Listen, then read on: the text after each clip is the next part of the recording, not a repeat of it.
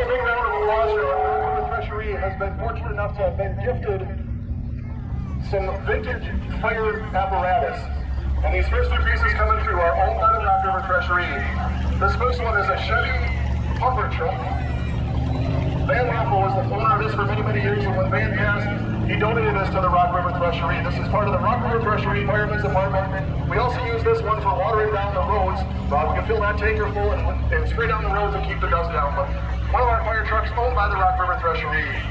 This one is our most recent acquisition. This one was donated not long ago. This is a C-grade pumper donated to the RockRiver Thresheree, part of the RockRiver Thresheree Fire Department.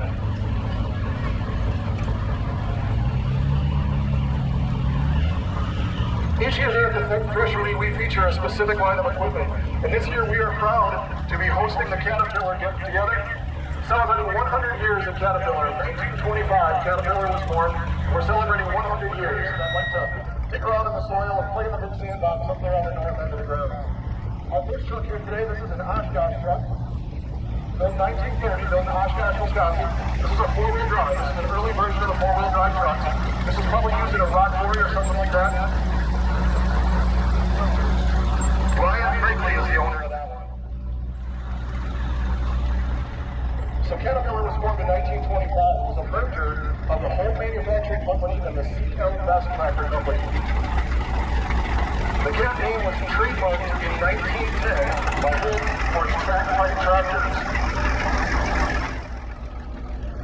They started out in California, so this kind of where Home got started. And it was a photographer that was out doing a photo shoot that said, hey, those track pipe tractors move across the field like a Caterpillar. That's the name. Caterpillar was digging the construction of the Hoover Dam and for the RockRiver Thresheree. Joel Faith is doing the operating today.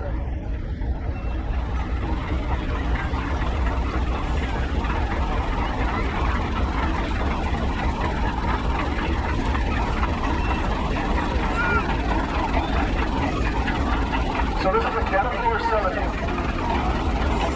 This is a gas one. Usually when you see these big crawler type tractors, you expect them to be diesel powered. So this is a Caterpillar 70 gas. This is part of the Rittenhouse collection out of Minnesota, right? Minnesota, that's Scott Stamstead that's doing the driving today. Scott is part of our future line committee. He's our future chairman. He was instrumental in lining up a lot of us special cat equipment here for the show this year.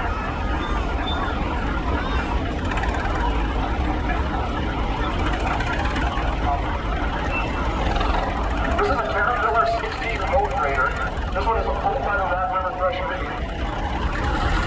Last one, the driving down. Oh God, the road graders were all full type and 5.5 hand wheels. They were mechanically operated to raise and lower the plane to hang with. Now, you'll notice Bob's got a whole son of numbers up there in front of him. Not only does he have to worry about steering this thing down the road, but he's got these levers up there. He controls the up and down, the tilt, the turn, all that kind of stuff. So if you're up there, you got a lot of stuff going on with the driving the road grader. This one comes in quite handy here around this performance at the RockRiver Thresheree.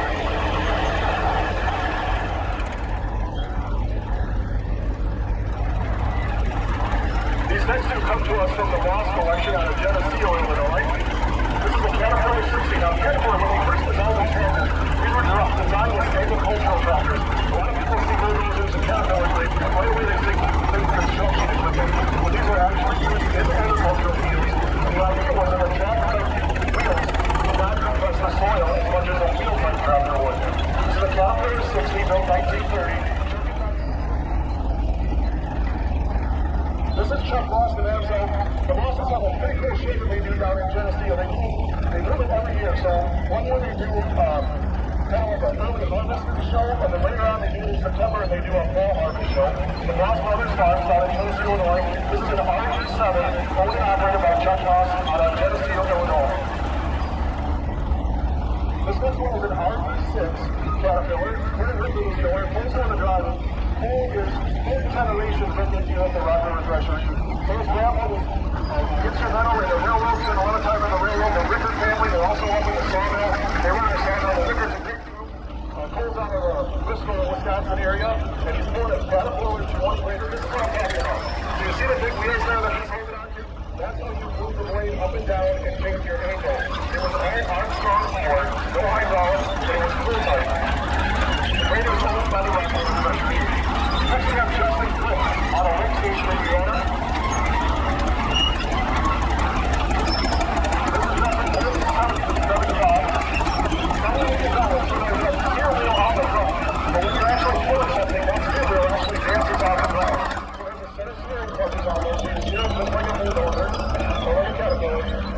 Chester Creek out of Lake Station, Indiana. This next one is the smallest of the Caterpillar line. This is a Caterpillar Model 10. This one is owned by the RockRiver Thresheree, and that's Ted Rickard. Ted is Cole's dad, and Ted, like I said, Ted would be generation number 2 of the Rickards to be involved here in the RockRiver Thresheree. Now, if you notice again, we talked about how these were used for agricultural purposes. On the back, there's a belt pulley that runs off the PTO shaft. It's also got a buck saw on it, so you can put a canvas belt on there, and you can saw all your firewood for the winter and keep your house warm all the way along.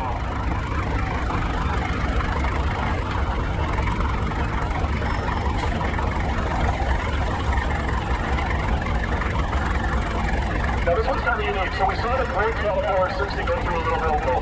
So this is the Caterpillar 60. Now the gray one that went through a little bit ago, that one has a gasoline engine in it.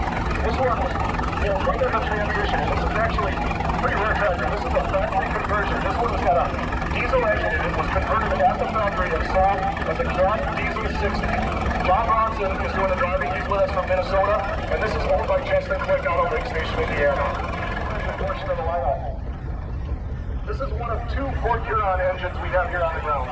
The Ford Huron engines are kind of unique. This is what we call a compound steam engine. If you'll notice here on my side, there's what appears to be almost like 2 cylinders, and there's a big one and a small one. So the steam is actually used twice in this engine. So once the first time it's used, it goes into the high pressure cylinder, and then it's exhausted into the other one, into the low pressure cylinder. So it's actually used twice. These are built in Fort Huron, Michigan. This is a 24 horse Ford Huron. This is owned and operated by John Walsh out of Pell Lake, Wisconsin. He's got Reese up there helping him. You'll notice these rear wheels are cast. Those are cast iron. They were built in a mold and poured. Cast iron, kind of unique design. The compound also makes them pretty unique. This engine was part of the steam engine Joe Linda collection. Joe Linda was up in Montgomery, Minnesota, and he had put together a collection of, geez, I don't know, John, what 60, something like 40, 50, something like that, steam engines, and everything sat outside. But they were probably some of the best cared for steam engines anywhere in the country. And 20 years ago, I believe that sale probably was, something like that, John. He had an auction. John and his dad bought this engine on that auction, hauled it back here to Wisconsin, and restored it, and here you see it today. So this is kind of a unique engine. This one has all of the options that can be ordered from the factory. So just like when you order a car today, you can order it with power windows and door locks and power windows and the cruise control and all that kind of stuff, all-wheel drive. You can order stuff for your steam engine. This one has all of the options that you can order. It's got the headlight on the front so you can operate at night. It's got the spark arrestor on the top. That screen that's on the top, you can close that so when you were brushing, you didn't have to worry about a spark coming out of the stack and starting your straw stack on fire. It's got the full operator's canopy on it that protects not only the operator from the elements, but the engine as well. It's got extensions on it, which are just like the factory duals on a tractor you see out in the field today. You can order those extensions in whatever way you want it to. And it's got what we call contractor's fuel bumpers on it. So under the operator's feet, there's a water tank, and then there's 2 boxes on each side for your fuel or your wood. So those are all of the options that can be ordered on your steam engine. This is a 65 first case, built 1923. This is probably one of the last Case 65s that were built. Case, in the course of production, built just over 35,000 steam engines, which was more than any other steam engine manufacturer out there. And they were built just an hour and a half east of here in Racine, Wisconsin. This one is owned by Mark Budick out of Greenfield, Wisconsin. His dad, Ted Budick, owned this engine for many, many years. Ted was a director here, served as an officer here at the RockRiver Thresheree. Another multi-generational family here at the RockRiver Thresheree.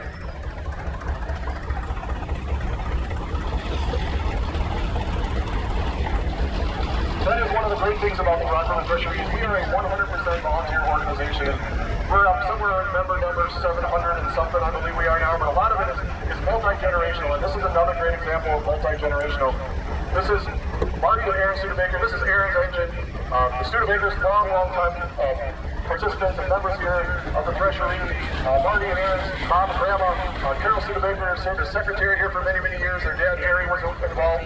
This is a 19-horse Ford Huron, a little bit smaller than the one we saw coming through earlier. Again, it's a compound engine, so it's got those 2 cylinders on this side, working off of 1 piston rod and 1 crankshaft, and 1 connecting rod. Again, you'll notice the cast iron rear wheels, owned by Aaron Studebaker, the Studebakers from over at Milton, Wisconsin. Advanced Thresher Company over in Battle Creek, Michigan. This is what we call a side mount engine. If you notice when it comes through, the rear wheels are mounted to the side of the boiler. So there's actually small little slump shafts that are riveted to the side of the boiler, and that's where the axles are mounted and the wheels are mounted to those axles. The case coming in front of it, the case that's going up the hill, the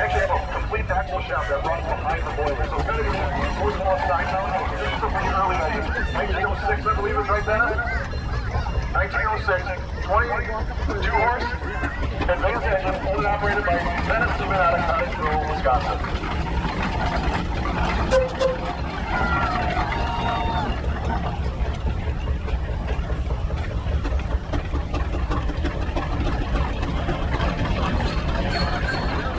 By the collection of serial numbers, and there was a gentleman up in Waukesha that was pretty passionate about collecting case serial numbers and wanted to know if every case steam engine was around. As far as we know, this is the newest case 65. So this was built towards the end of production in 1923. They only built steam engines up until 1924. So this is the newest case 65 horse engine that anybody knows of. This engine is a long-time performer here at the RockRiver Thresheree. It was originally owned by Francis Reiner. Francis was one of the founding members here of the RockRiver Thresheree. Unfortunately, Francis is no longer with us, but the engine still is. It's changed hands a few times. It's back in the family again, which is great to see. And it's a 65 horse case built in 1923.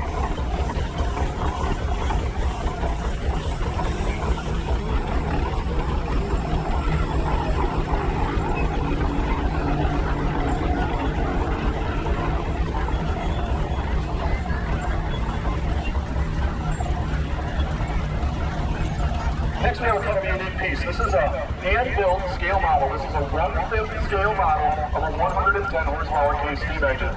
This one was built by Paul Garrity 20 years ago, probably, something like that, even more. 30 years ago already. Man, I am old. It does. Holy cow. But Paul had all the caskets poured, he did all the machine work himself, and built this engine himself. It's operating on live steam. And runs just like the big ones, but this is a 1/5 scale of a 110 horsepower case steam engine. So we go from the steam line to the big gas tractors, and these are the tractors that put the steam engines out of business. Now keep in mind, this tractor coming down the hill, this is built in 1915, I believe, so at the same time that Case was building these newfangled gasoline tractors, they were still building steam engines. They built steam engines, like I said, up until 1924. So on the same production floor, they were building these gas tractors and these kerosene tractors, and these are the tractors that originally put the steam engine out of business. So this is a 1915 Case 2040. The two-cylinder opposed engine. There's one piston that points forward towards the radiator, and the other one points outward into the cab. So if they knock out the front, that's the radiator. So the exhaust goes through the top of the radiator and out through the stack, and it's open on the bottom. And as it puffs up through the top, it draws the cool air in and keeps it cool. This one was owned by Scott Stamster out of Cambridge, Wisconsin, and his son Craig is still driving today. Again, it's got the extension wheels on it, but that was an option that could be ordered brand new from Fairbanks. Built by the Fairbanks Morse Company in Beloit, Wisconsin. It's a single-cylinder engine, just like so with the same Fairbanks Morse sold their big gasoline engines. And we're lucky enough to have a building full of Fairbanks Morse engines up there. This basically is a single-cylinder Fairbanks Morse gasoline engine that the engineers at Fairbanks turned into that they could basically move itself.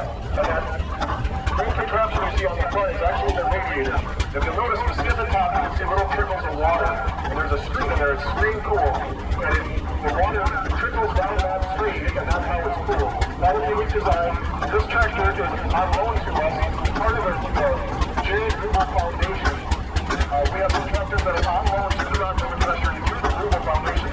J. Gruber was a big tractor collector over in Forest City, Iowa. And Jared passed away, and part of his legacy or wish was to make parts of his collection available to other shows around the country. And we are fortunate enough to have 4 pieces from the Gruber collection here on the ground. And this Fairbanks happens to be one of them. And it's being operated today by Connor Ash out of Wake Spot, out of Waterford, Wisconsin. And then Steve Yada and Fiance up there as well. Next we have the big line out of the Runway Oil Mill. This is a 3060 Model B. This is the biggest of the Runway Oil Mill line. This one is also part of the Gruber Foundation out of Forest City, Iowa, and Jamie Stevenson is operating today. Jamie is one of our directors here at the RockRiver. It's a Rapid Town Showdown here at the RockRiver Thresheree. We have the Badger State Truck and Tractor Pullers come out here, and we do a one-day event with the Badger State Tractor Pullers. It's a free way to come out, spend some more time at the Thresheree, and see a different kind of horsepower. Speaking of horsepower, we also do a rodeo out here in July. The Big Round Rodeo comes out and does 3 performances as well. So if that kind of horsepower is your thing, make sure you keep an eye on our website and our Facebook page for those events as they come up next year. Here we have our Runway Oil Harvest of Model G. Now the trend now in collecting is to keep these tractors as original as possible. So not that long ago, the idea was you would strip these tractors down, you would restore them, better than brand new. But now the trend is this original patina. And this is a great example of an original memory rifle. This is a 2040. This is going to be kind of a heavyweight line of tractors. They're built in three different sizes. The 3060 was the biggest, the 2040 was the next size down. We built a 1630 and then a 1220 were the four sizes of the heavyweight oil pulls. Next we got, this is the engine that started the RockRiver Thresheree 69 years ago.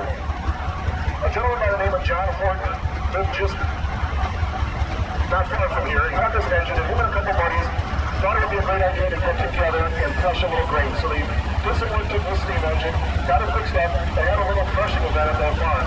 And it's grown into what you see today, the RockRiver Thresheree. And it's that number similar to the 700 range. This engine is owned by Ron Taylor out of New Munster, Wisconsin. Ron's one of our directors. Ron also is a third-generation member here of the Thresheree. It's a gas-only engine that they call Annabelle. That started the RockRiver Thresheree. Next up we have, this is a crossover case, made 1925. The latest engines and crossers in the freeway there. The engineers of these got this design, now they would want the pencil to turn right off the tank shaft. So we didn't have to worry about turning that power. This is a new tractor there, not really into the area, but it was part of the Rudy Schmid collection up in Watertown, Wisconsin, and it's now owned by the Esch family out of Prigsville, Wisconsin, and we like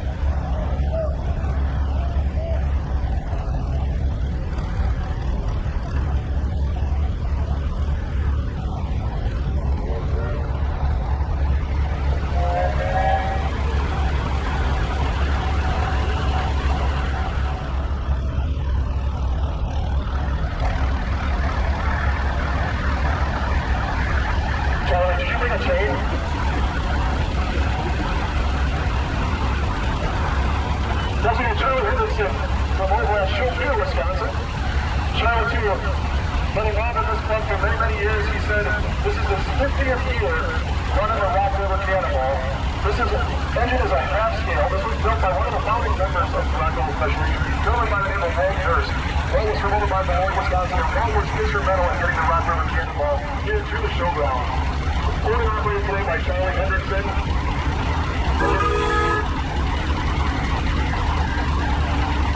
John Deere B coming through next to Business Johnny Popper. This is the two-cylinder John Deere Monavita. The engine sits horizontal right there in the middle. This is a little bit of a later one. It's got the electric start on it. Here's 1947. The owners, Dawson and Emerson, they're right up in North Wisconsin. John Deere coming through next. This engine is still got the hand start here on this side. This is what we call the silent engine of the John Deere Model A. Dallas Chalmers C coming through next. Dallas Chalmers built their tractors up in West Dallas, Wisconsin, just east of where the current Wisconsin State Fair Park is. This was built in 1948. Hudson State was the owner out of New Glarus, Wisconsin. Dallas Chalmers at 160. This one's kind of cool. This is the smallest out of that series. They made the 160, the 170, the 180, and the 190. This is the smallest out of that one. Pulling a John Deere ground-driven manure spreader, wood size 48 inch. I mean, it's built on 12.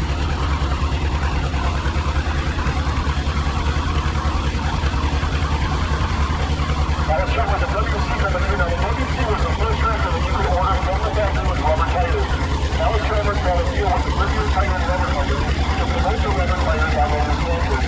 But the thing about it, those rubber tires, that was just a brand. They weren't going to last real long. This was built 1935. This is a family out of Kingsville as the owner. And the WC was the first tractor that you could order with rubber tires. John Deere Model B from the next. This was kind of unique. You're noticing the rear wheels. They were looking for more weight for more traction. So the farmer did is bring a farmer and peasant, took an old steering wheel, probably to the wagon, filled it with concrete in the center, and then just drove it to the rear wheels to get a little extra traction on his John Deere Model B. Now the John Deere Model B was produced for the longest period of time. They started the Model B, I think it was like early 1930s, and they were memory of Grandpa Joe Langer, Al Owens out of Edgerton is the owner. Again, John Deere Model B, we talked about this original patina. This is a great example of an original patina John Deere Model B. Full steel wheels till 1937. The Brook family out of Sun Prairie are the owners. These these guys were heavily involved. Earlier this summer, they had the Classic Green Reunion up in West Bend, Wisconsin. It was an all-John Deere show that moves around the country, and the folks were big involved in that Classic Green show held up at the Washington County Fairgrounds. We've got a case of model 400 gas. So this was the first tractor that Case built. This was part of their new design. After the DCs and the LAs, they went to this two-tone paint and this new design of tractors with the Case model 400, built over in Racine, Wisconsin. Case called that three-point hitch system the Eagle hitch. And the idea was the Case trademark was the bald eagle. And they thought that those three-point arms looked like the talon of an eagle, so they called their hitch the Eagle hitch. However, a 1550 gas, Tom Sorrow out of Evansville is the owner, built 1967.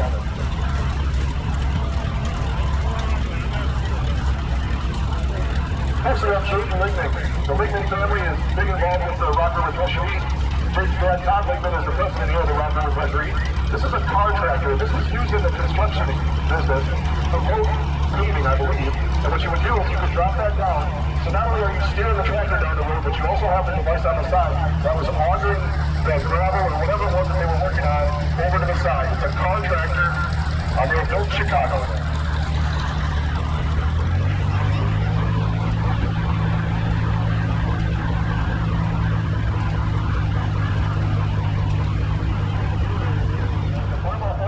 Were very popular tractors in the area. There's a lot of them around. In fact, a lot of them are still used as chore tractors on area farms.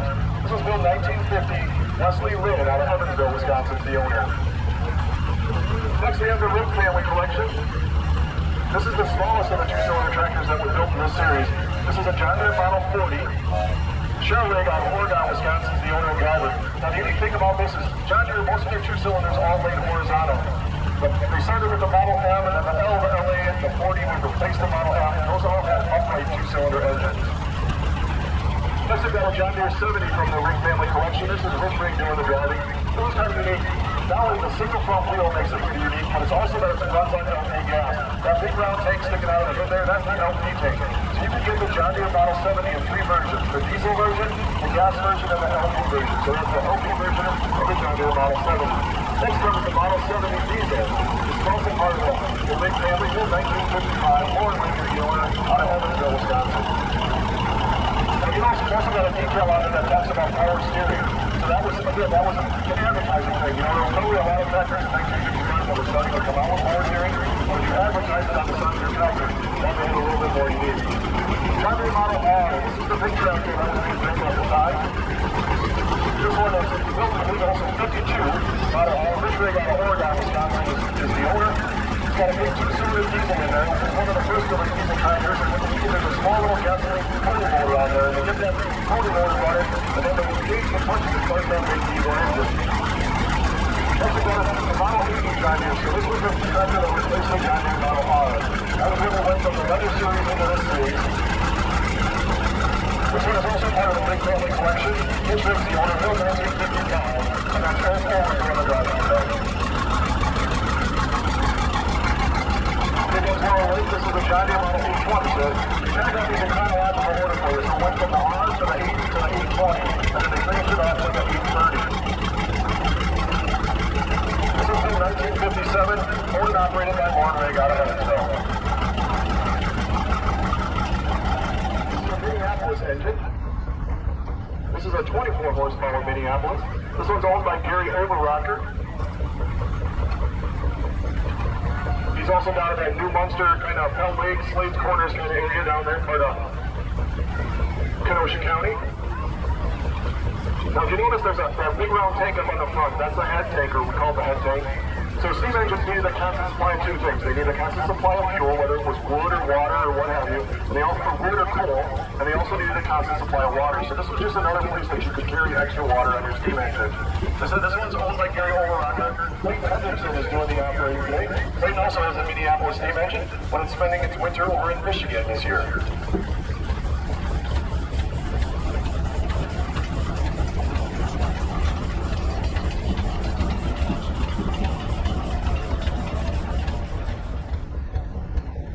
Next we have an 80 horsepower steam engine.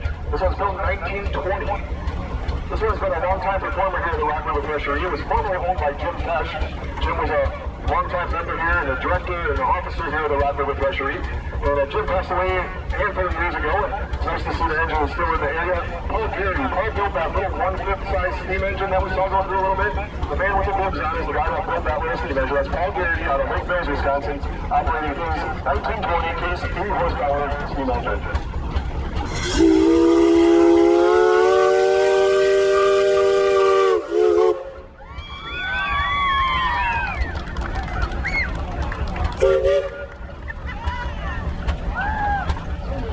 Version of that same tractor. That tractor had 2 cylinders in it.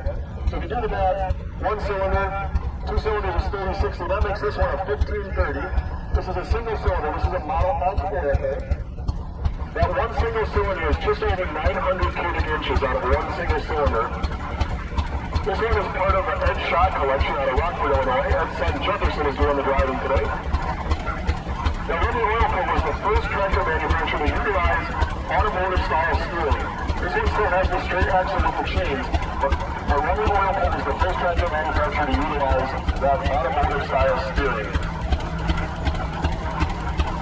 Again, a great example of an original rubber oil pump that has never been restored.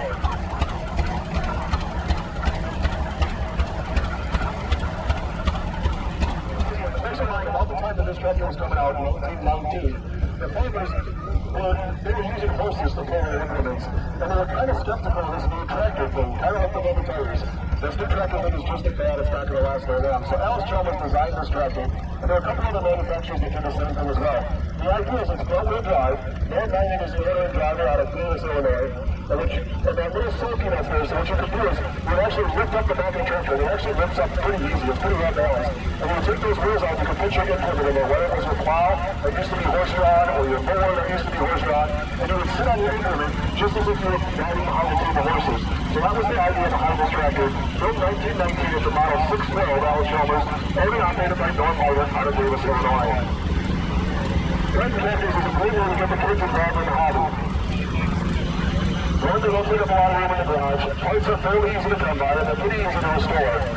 Built 1980, this is a John Deere Model 111. Hank is the owner and driver out of Harvard, Illinois.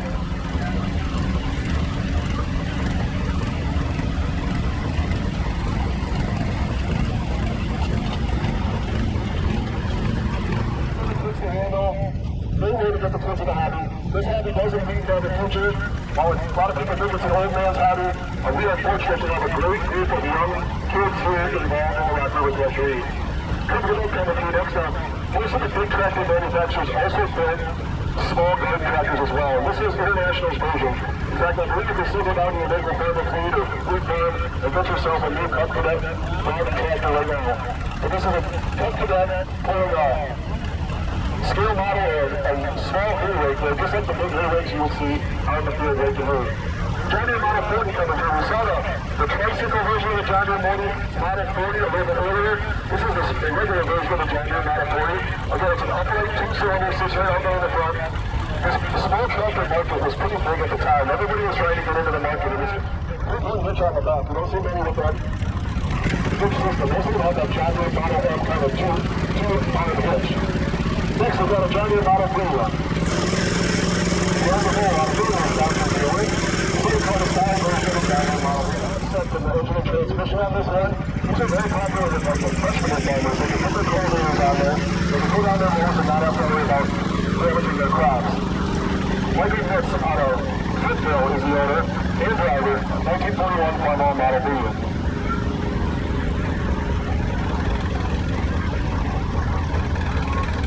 Next, we've got a Farmall Model A coming through again.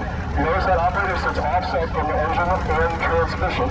That way they can keep an eye on their cultivators as they walk down the field. This one is also part of the Michael Nitz collection out of Fittville, Wisconsin. Next, we have one of the big twin tractors that we have here at the showgrounds.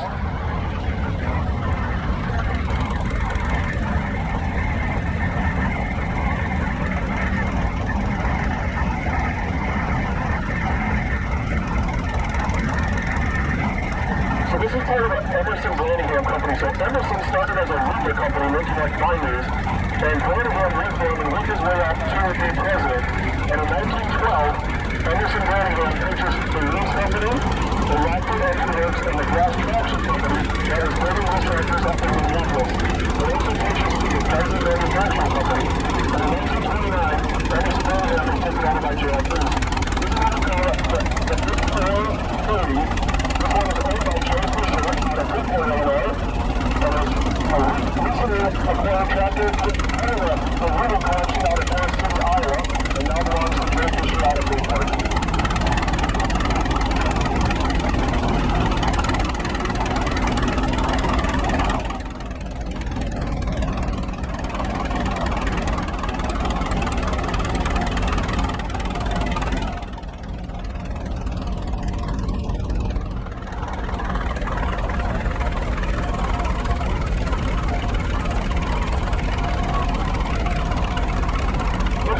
Minneapolis State Trail tractor. These tractors are being built at the same time as the Minneapolis steam engines are being built. So this is, like I said, the tractors that took the steam engine out of business. This is a 3570 Minneapolis. This is all also part of the Fisher collection out of Newport, Illinois.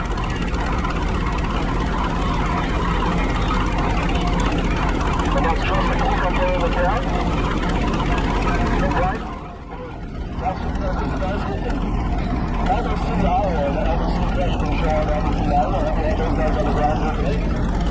Those guys up in the cab as well. This has to leave it back here about next year. Next year, we'll plan the Minneapolis Motor Collectors Incorporated will have their national traveling here at the RockRiver Thresheree.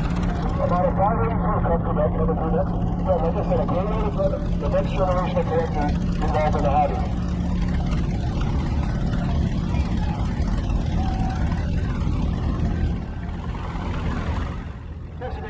Is a model D15.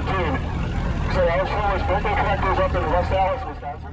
The D-Series, this is like the middle of the road for the D-Series. They have the smallest is the D10, and they built all the way up to the D21.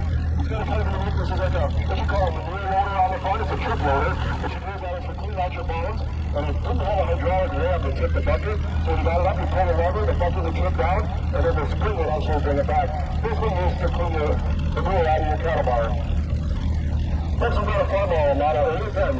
These tractors are very popular with the vegetable farmers, or what we call the truck farmers, because they can use them for cultivating their vegetables. Now the 880 diesel. This is a roll crop version of the 880.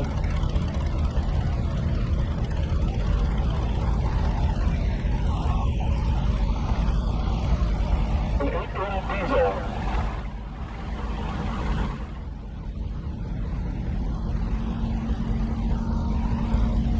Next we've got 8 pounds axle on this Ford A-End. Now this is the tractor that everybody was competing in. The Ford A-End, but starting with the 2-end and then the 9-end, Henry Ford had a deal. It was a handshake agreement with Harry Ferguson to come up with a 3-point hitch design that we use on these tractors. And everybody was competing in that small tractor market. S.R. Zyber is the owner of this Super 88 Oliver out of Cleveland, Wisconsin. 1755 coming through next. This is part of that muscle tractor era. Now, just like the muscle cars that we talk about from the late 60s and early 70s, that the collectors are hot after right now, this is part of that muscle tractor era of the tractors. 1755, there's a S.R. Zyber out of Cleveland, Wisconsin.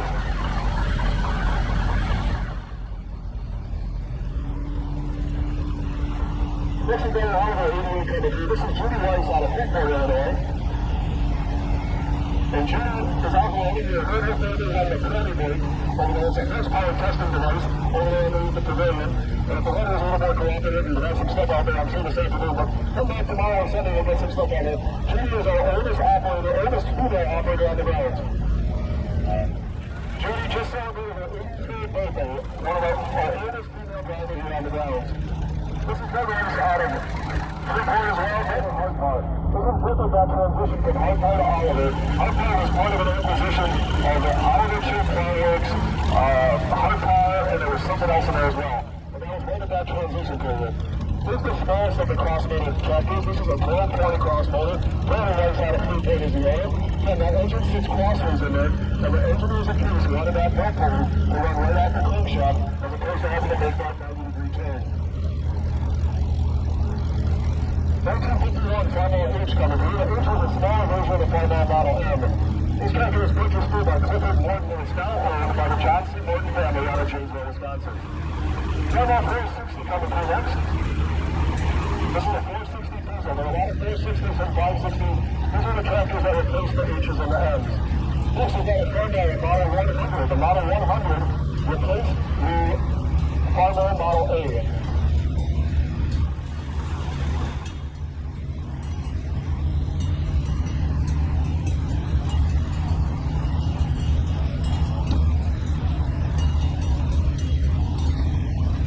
Model H coming through next, followed by Model M.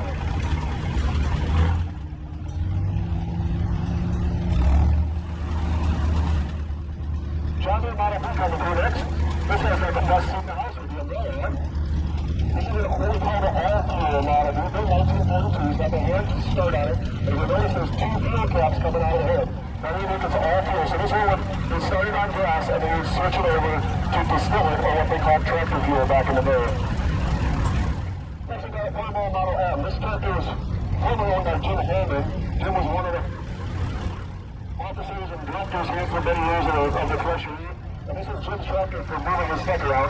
It's now owned by the Collins family, and it's still used here at the RockRiver Thresheree to move equipment around. Another one from the Collins family, this is a Cruise Model C. This one too has some factory options on it. It's got the extensions for the wheels on the back, and that is also a canopy that you can order from the factory.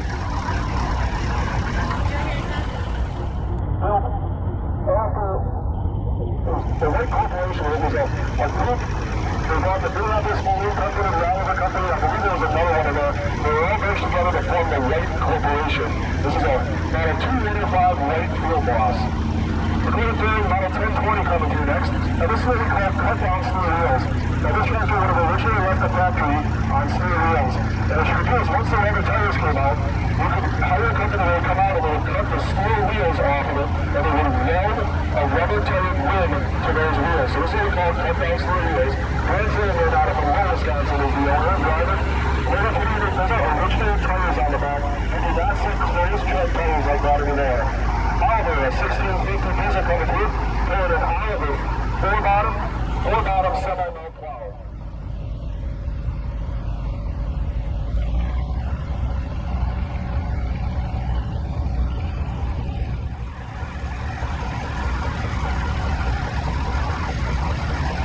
Folks, we've got a Farmall B coming through.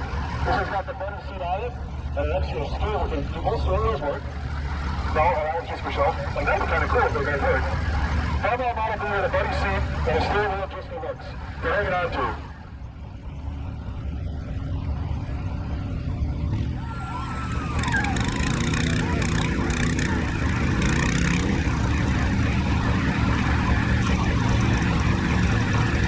Next we got our scale model Farmall 360. Looks like it might have started this way out as a freestyle tractor at one time, but your secret safe would be just between the two of us. Farmall Model 360. Operated and built, ladies and gentlemen. Join me at Model 112 coming through next.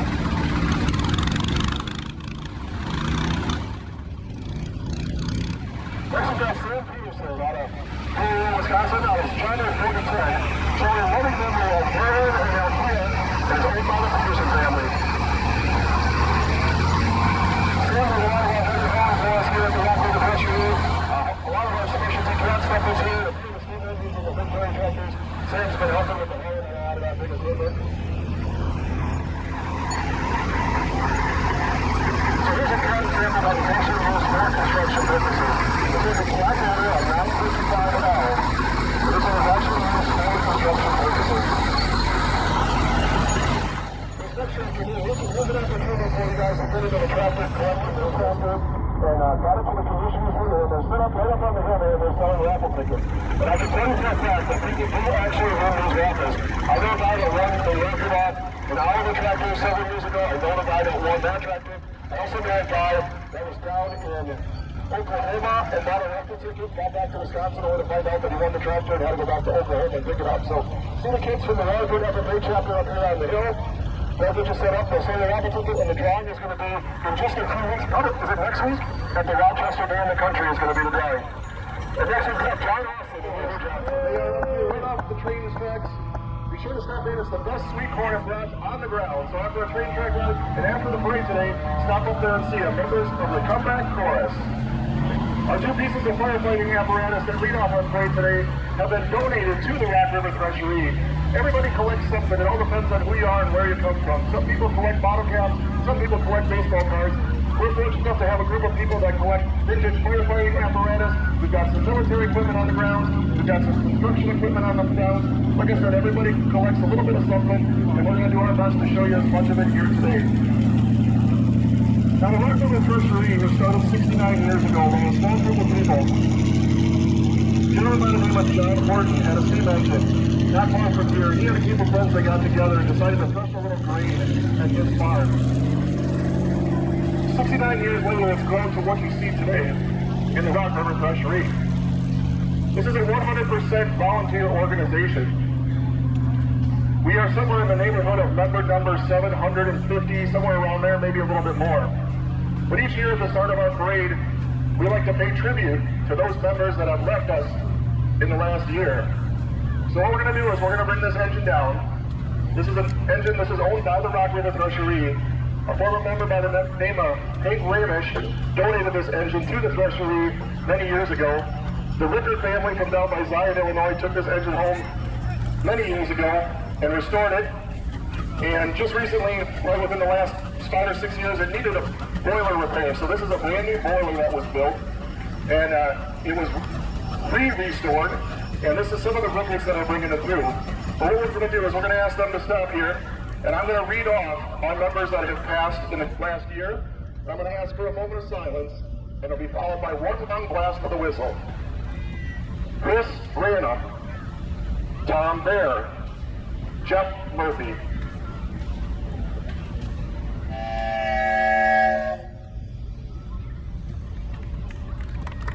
Thank you, guys. This is a 20 horsepower advanced runway steam engine. These are third generation members of the Ricker family. Brian, Steven, Maddie's up there. The whole Ricker family's involved. The Rickers run our sawmill. They're responsible for this engine, but like I said, they're third generation. Their parents and their grandparents were all instrumental in the RockRiver Thresheree. Another one of our great traditions here at the RockRiver Thresheree is the annual crowning of our RockRiver Thresheree Queen. This year's Queen became a member in 2009, but her connection to the RockRiver Thresheree goes way farther than that. Her family ties go all the way back to when it started with her grandfather Ben, member number 3, and her father John, member number 12, as some of the founding members. Her dad served already for the show. She has 5 memories of attending the show over the years, never missing one, and loves introducing others to what the Thresheree is all about. Growing up, her dad worked for International Harvester, so it's no surprise that International Harvester is her favorite tractor. Red tractors have always held a part of her heart, and she currently owns her own International F12 that was passed on to her from her mom, Janet. It's my pleasure to introduce the 2025 RockRiver Thresheree Queen, Lona Lux Graves. And she is presented today by our 2024 RockRiver Thresheree Queen, Jody Copland. And she is thrilled and excited to follow in the footsteps of her grandmother, mother, and sisters who have all been past queens of the RockRiver Thresheree.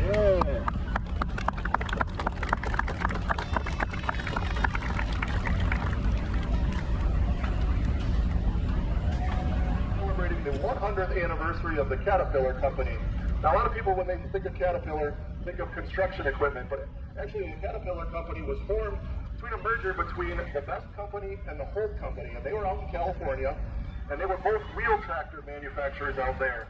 And because of the soil conditions, they decided to put tracks on a tractor out in California. And it was actually during a photograph or a photography shoot, I guess you'd call it, that the photographer actually mentioned that, hey, these machines move through the field kind of like a caterpillar, hence the start of the Caterpillar Company in 1925.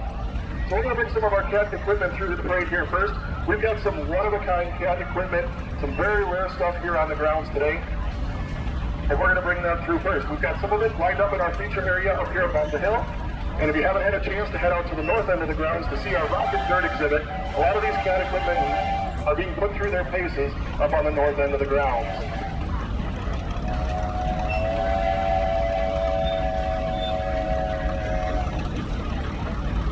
These big Caterpillar tractors, a lot of people would associate them with diesel engines.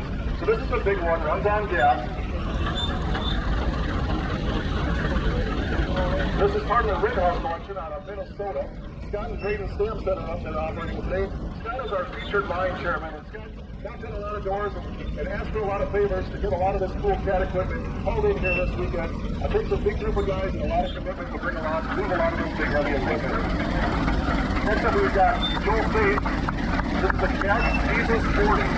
Now again, we started out as agricultural tractors, and the idea behind the smaller tractor was to didn't compress the soil as much as a steel tractor would. This is a Cat diesel. It's got a small little gasoline engine on this side. They start that gasoline little pulling motor is what they call it. They get that pulling motor warmed up, and then they can use the clutch to turn over 60 cylinders in this Caterpillar trailer. That tractor was part of the Alston collection, and it stays here personally in the RockRiver Thresheree.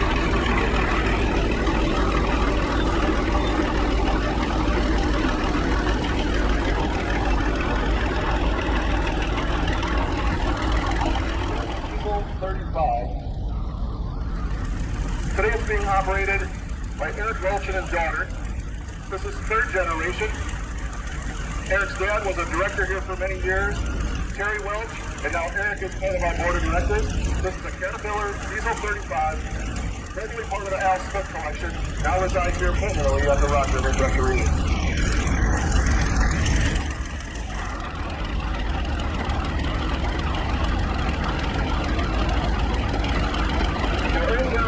A lot of the tractors were painted very dull gray and green colors. That was just the pigments that were available. This Caterpillar was no different. This is Caterpillar Model 20. This one is owned by the RockRiver Thresheree. It was originally owned by Rock County. It was used for road maintenance. And this tractor was just recently repainted by David Cal, right here, one of our town councils within the RockRiver Thresheree.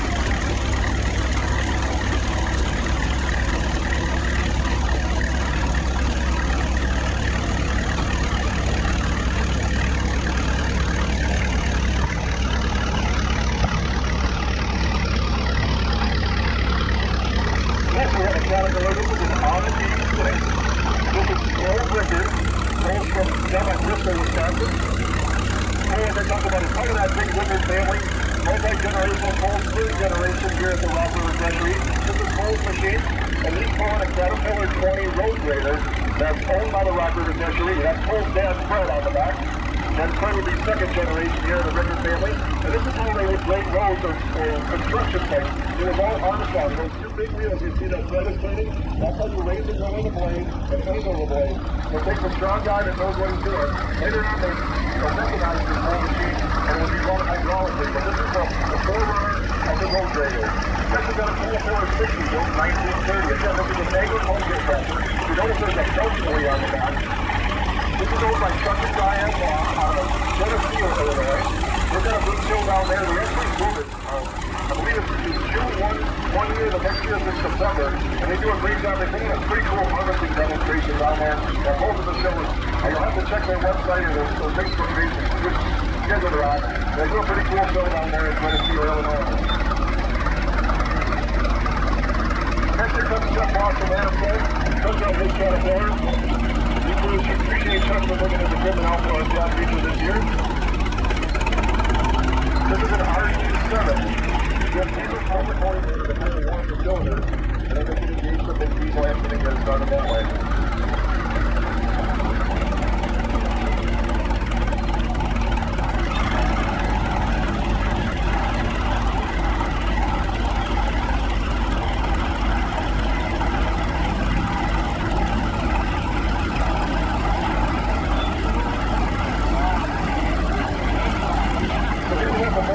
Version of the road grader. This is the Caterpillar 16 road grader. This is also owned by the RockRiver Thresheree. Comes in quite handy for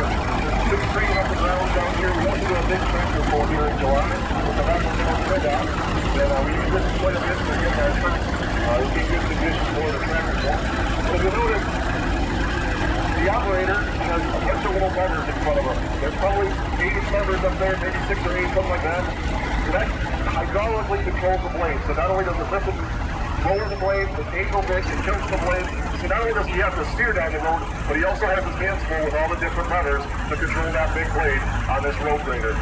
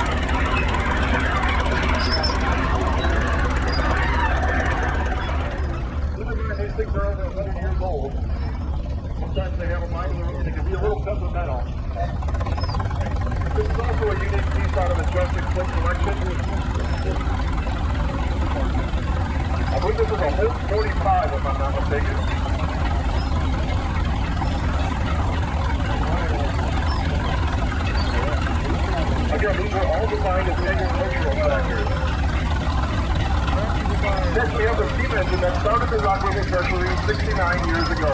This is the engine that John Horton had sitting in his car drive, and he ended up with money decided they were going to fix it up and flush some grain out of his car.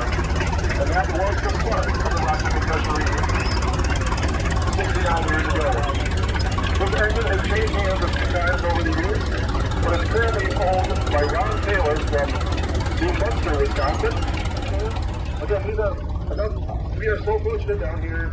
It's such a cool thing with the amount of family that we have involved in the RockRiver Thresheree.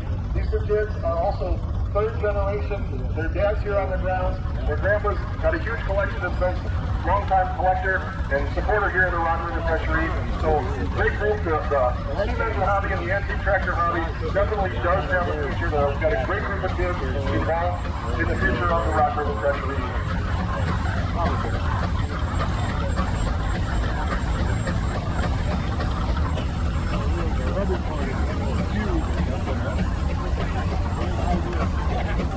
The engine is an advanced Rumley.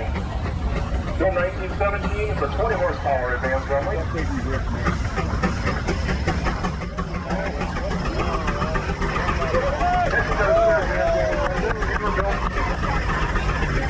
In the Fort Indiana. This one is owned by Dennis Christensen out of Manhattan, Illinois. And Dennis wanted everybody to know that right after the pave, these guys will be out in the plow field. They're going to be doing some plowing with steam engines and some of the big gas tractors you'll see here on the ground today. So after the break, head out to the plow field just over the hill, and they'll be doing some plowing demonstrations with our steam engines and big gas tractors.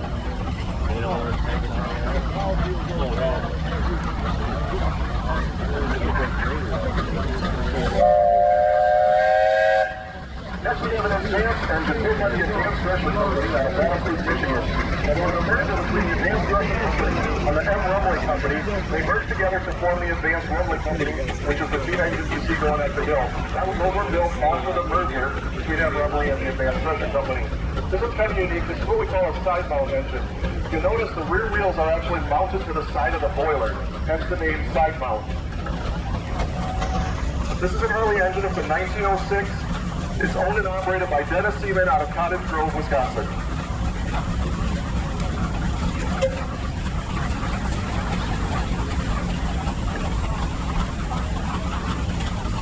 Now, most of the engines you'll see here through the parade today are what we call a single cymbal engine. Means it's a single cylinder and it only uses the steam one time. Now, a steam engine's kind of unique. It's actually a power stroke both ways. So there's a valve on the back side of the piston that lets steam in on each side of the piston. So it pushes it forward and pushes it back. There's no transmission in a steam engine. In order to change direction of travel, you actually change the direction the engine is turning. And it's only a steam engine and a DC motor that will run complete cycles forward or backwards. You'll also see there's that spinning thing up there with the three balls. That's the governor. You guys have ever heard the term running balls out or running balls to the wall?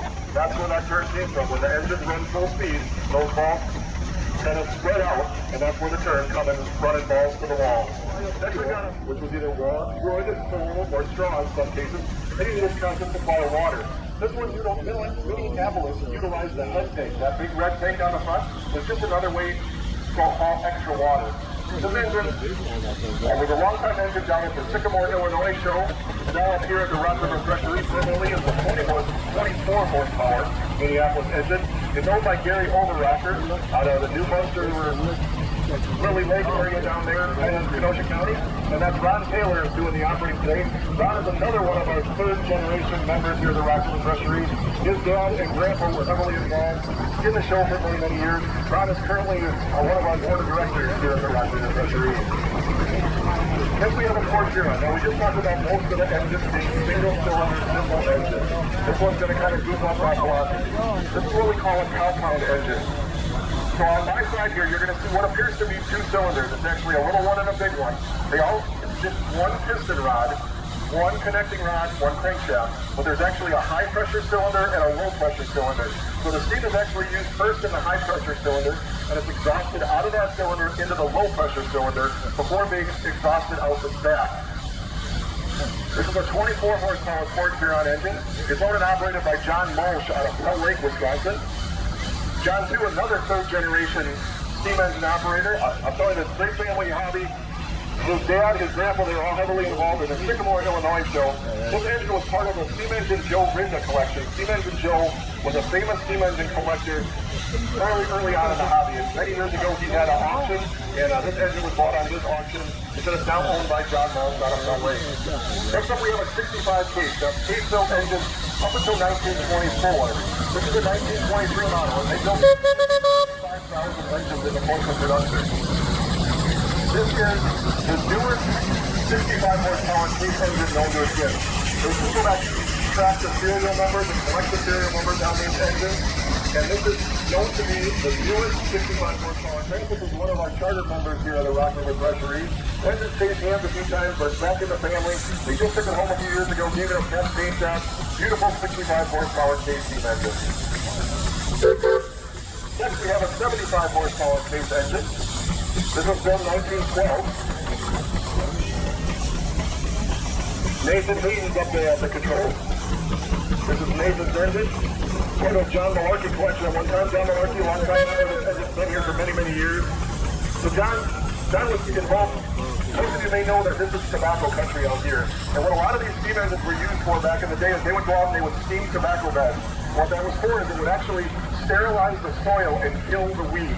So what they would do is a lot of these old steam engines were converted into truck chassis. They would have a big pan. It was like 10 foot by 12 foot or 8 by 12, something like that. It would be on wheels. They take it out in the field, they do what was called a set. They set that pan down on the ground, they shovel the dirt up around it, they run steam into it for a period of time. And I don't know exactly what that was. It was 10 minutes, 12 minutes, whatever it was. And it would actually sterilize the soil and kill the weeds. They would pick that pan up, move down 12 feet, set the pan down again, and do the process all over again. And that's what's called steam and tobacco beds. And John and his family were part of that. They've got a lot of engines that were involved in steam and tobacco beds.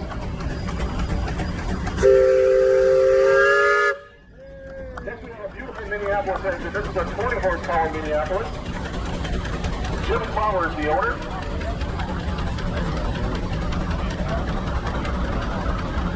Built 1913, restored in 2010 in memory of his father and grandfather, Dennis Flower, and Clyde Flower, and great-grandfather, Clyde Flower. That's Jim Flower up there, Gary Headings up there, the whole gang. Great group of steam engine guys from up north. We're glad to have us down here. Always good to see those guys.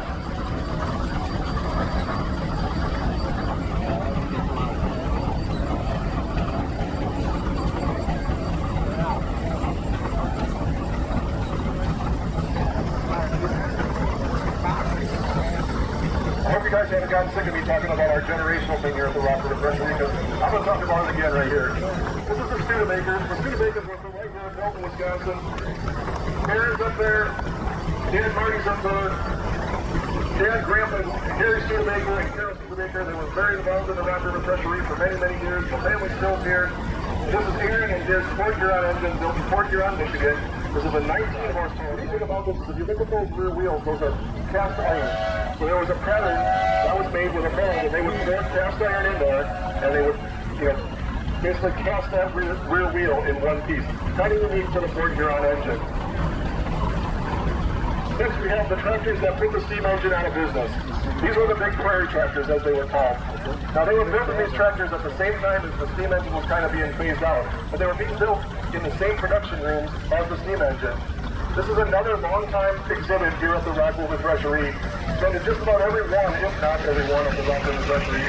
This is a 1919 3060 Alton Taylor. It's owned by Tom Helgeson. Tom's up there at the controls. The Helgesons, a long-time name here at the RockRiver Thresheree, and great supporters. And they help us a lot with the project around here. You'll be familiar with T.K. Helgeson and Sons. Their business here in the area. They do a lot of work for us. But Tommy Helgeson up there with his 1919 3060 Alton Taylor. That big round tank in the front, that's the radiator. It's modeled after the boiler on a steam engine. So there's tubes in there and it's surrounded by water. And there's a fan at the back that sucks the air in through those tubes. That's the radiator on this big tractor. Next we've got a runway oil flow coming through that. This is what we call the lightweight series of oil flows. Actually the superpower of the series of oil flows. This is a Model X that's rated at 25 horsepower on the ground, 140 horsepower after that. This is the oil right here.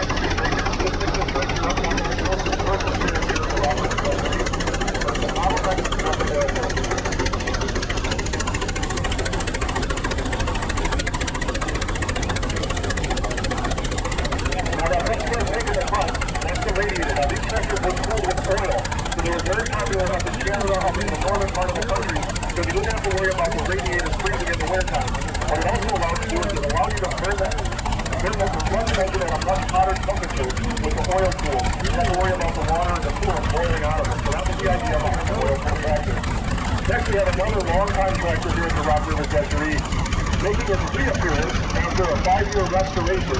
This tractor was formerly owned by Dwayne Richards.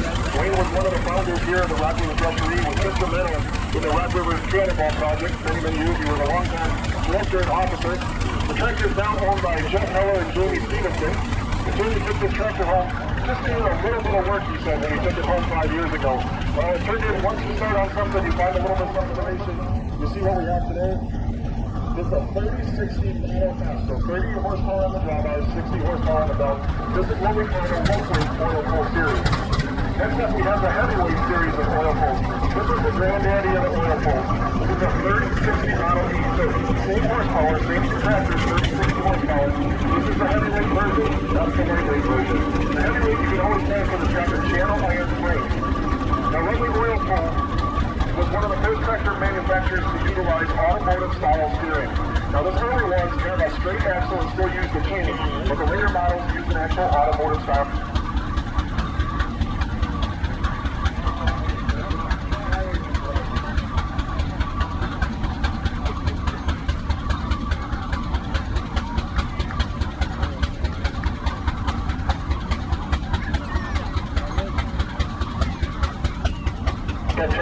We're back in business. Alright, so this is the big one. This is the 3060 Model E. Now, we're fortunate to have a couple pieces in the ground from the Jared Taylor family foundation. Jared Taylor is a big collector out in Iowa, and he passed away several years ago.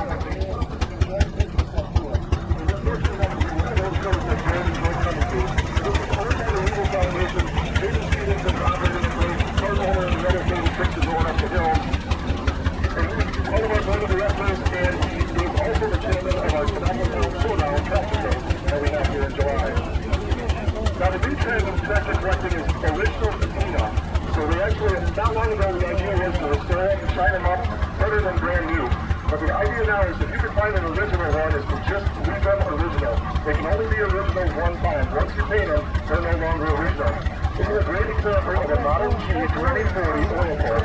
This is the heavyweight style. You can tell by the channel iron frame. This one is owned by Jamie Stevenson out of Fort Atkinson, Wisconsin, and that's Jamie's son RJ doing the driving. Next, we got another Model G. This is a great example, 1922. Model G 2040 horsepower. The owner is Dr. David Richard. Previous owner was Ted Scarlett here. This is rare model. Thanks for bringing it out.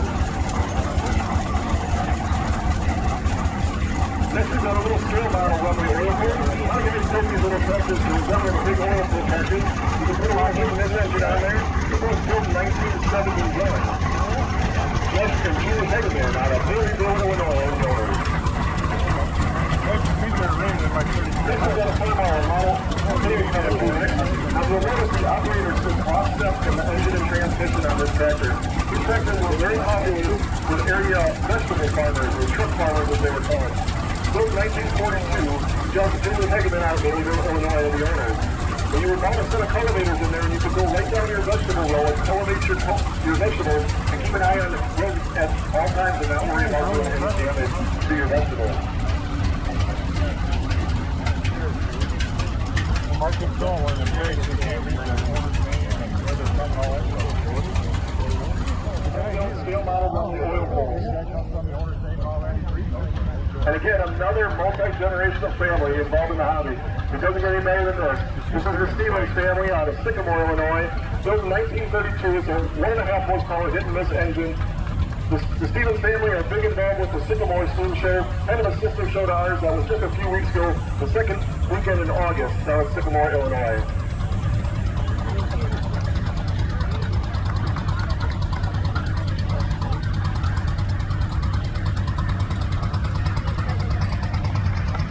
Alright, we're going to take runway through the 3060 horsepower runway E.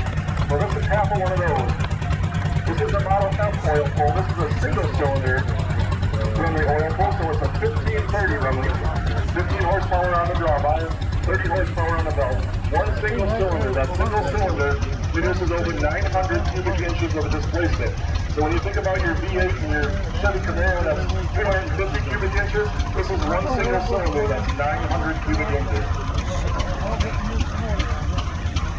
This one is owned by Ed Schott out of RockRiver, Illinois. We saw his grandkids come through earlier, Aiden and Suzanne. That's Dad Jefferson up there. Again, this is a great example of an original runway oil pull.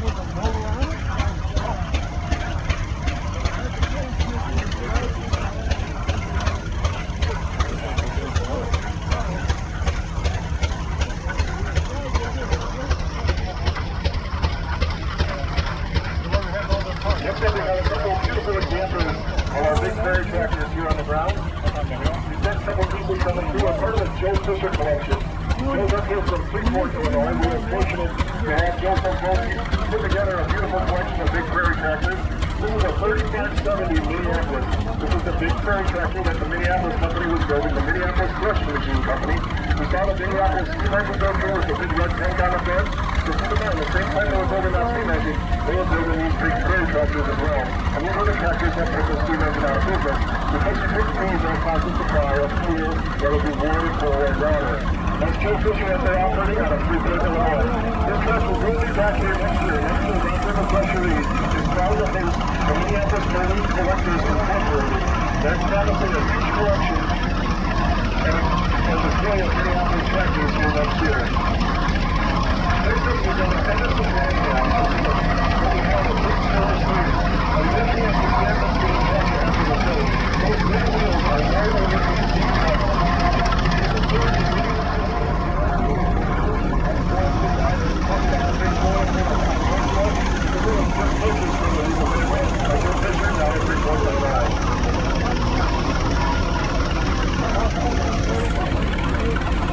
Now, here's a chance that this one might be out in the plow field after the race, so you should head over to the plow field.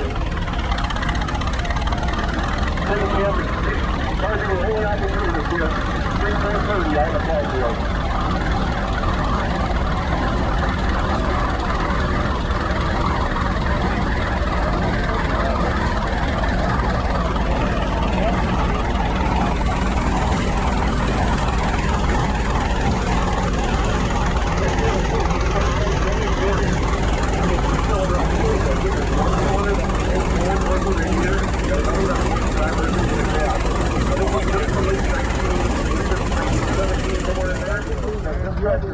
the factory with the radiator turned sideways. The farmer that ordered this, for whatever reason, wanted the radiator turned sideways.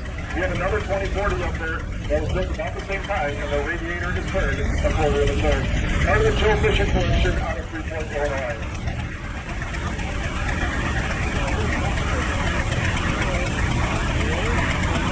Next we have Sam Peterson. Sam's on his John Deere Model 40 car. Sam's kind of a John Deere guy. Been shown in the other family of Merlin and Althea, owned by the Peterson family. Sam's our heavy hauler. We on the stand pretty hard before and after the show. He does a lot of our heavy stuff before. I think a lot of the big stuff you see here that doesn't stay right here after that for the country. Go 1961. We'll see some of our John Deere guard tractors coming through. This is a Model 10 John Deere. The owner out of Beloit, Wisconsin. Next up is the 110, would have been the 120, a little bit newer, from 1970. The garden tractor hobby has grown greatly over the last handful of years. While most of the tractor manufacturers that make big tractors also make garden tractors as well. It's a great way to get the kids involved in the hobby. They don't take up a lot of room in the garage. They're easy to haul back in the course of their shows. The prices are relatively reasonable. It's a great way to get the kids involved in the hobby to collecting old tractors. Next up, we've got a Cub Lowboy. Now, the Polo Cub was built for many, many years, but this was designed lower to the ground. And these were used mainly for mowing. You'll see he's got a rotary mower there. Nowadays, you see the big zero turns and stuff like that. But this is what they would use. Built in 1968. Isabella Lee out of Edgerton, Wisconsin is the owner and driver. All right, sister's driving today. So these tractors, they were very popular with large estates, cemeteries, churches, stuff like that. Places that had big property to mow. Next, we've got a Sears Guard tractor. This is an order linked out of the Sears and Roebuck catalog. This is what they call the Suburban. Isabella Lean is the owner out of Edgerton, Wisconsin.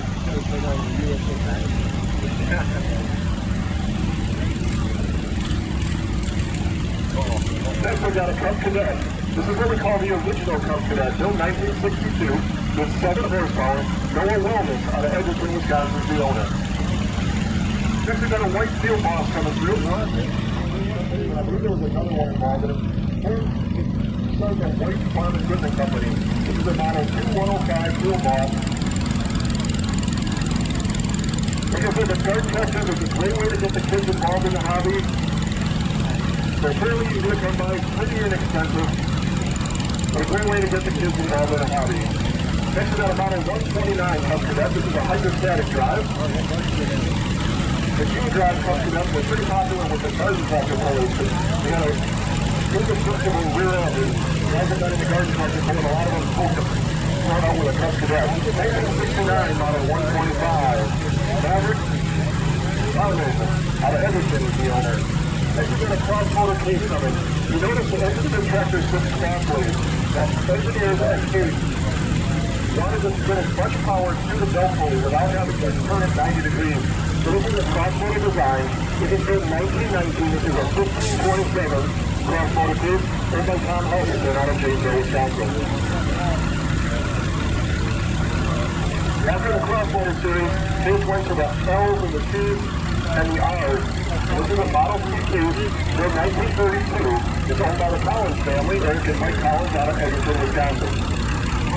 Again, I talked about the cats went through. A lot of these tractors were painted very well in grays and green colors. And you will see some good examples of it. Later on, about 1938, 1939, Case went to their famous Flambeau orange color. This popped a little bit better, all out the field. Next thing is the Case Model R Studio. We're going to go for one by Mike Collins out of Edgerton, Wisconsin. Single front wheel. This tractor is formerly part of the Jim that was here for many years. It's Jim passed away, and a lot of his collector have been dispersed to other club members. So it's great to have some of Jim's stuff still here at the park. We're going to put a Matthew Crocker, the owner of the 1941 John Deere Model B out of Janesville, Wisconsin. Case B coming through next is Eric Collins, who is driving today. This one I'm pretty sure too is also part of Jim's collection, if I'm not mistaken.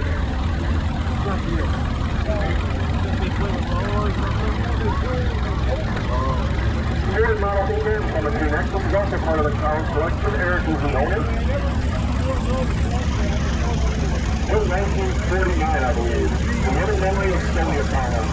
That's my customer did, and just doing this older guy. Now this next one coming down the hill is pretty unique. This is a 1919 Alice Chalmers Model 612. Now keep in mind, Alice Chalmers, in the development company, the farmer was still used to riding on his implement, being pulled behind a team of horses.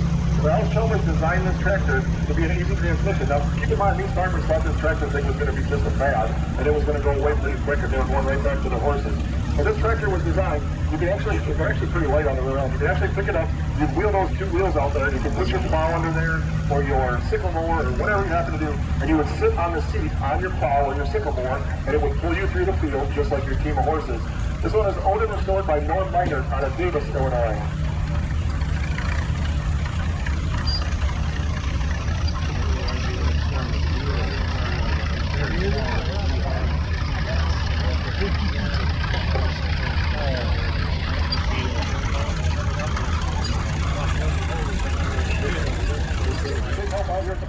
Look at a lot of volunteer hours out here. You can usually find Shane running around the park with a weed whacker somewhere.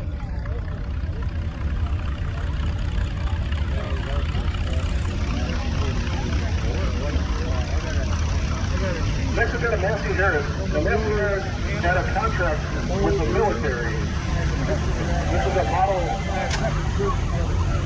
I-244G, and it was 1956 is what the contract with. Army Corps of Engineers. That's where this tractor went to. Massey Harris was building tractors for the Army Corps of Engineers. This is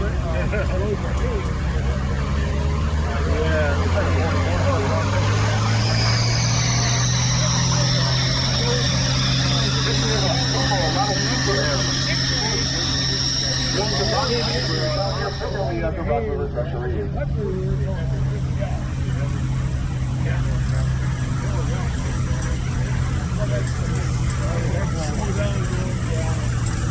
As I mentioned, the dirt tractors is a great way to get the kids involved in the hobby.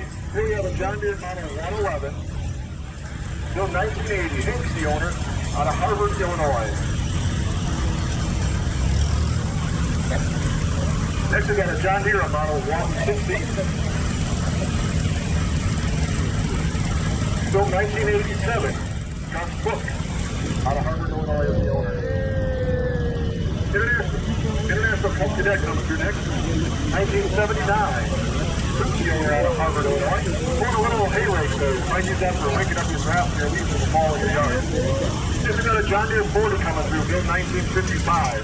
Chuck Dowell out of Harvard, Illinois, the owner. Better than you tractors, but John Deere used that two-cylinder engine for many, many years.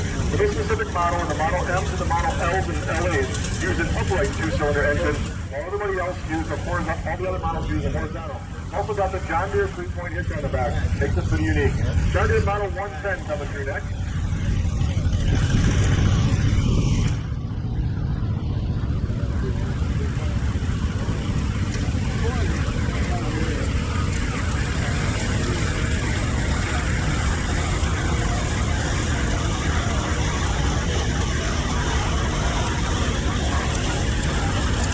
Here's we have a 1956, a John Deere Model 60. Owner of Mike Mickelson, and it was formerly owned by Robert and John Peterson. Now the John Deere Model 60 replaced the John Deere Model 8. We've got a John Deere Model 8 number 6. Again, this is a great example of an original Canadian John Deere Model 8. This has still got the hand start here on my side. They could not flywheel to start the tractor. The owner is Chad. Final Model 8 coming through next. The M's and the H's were very popular tractors in this area. The H was the little brother to the Final Model M. Mike Nicholson is the owner of this 1947 model.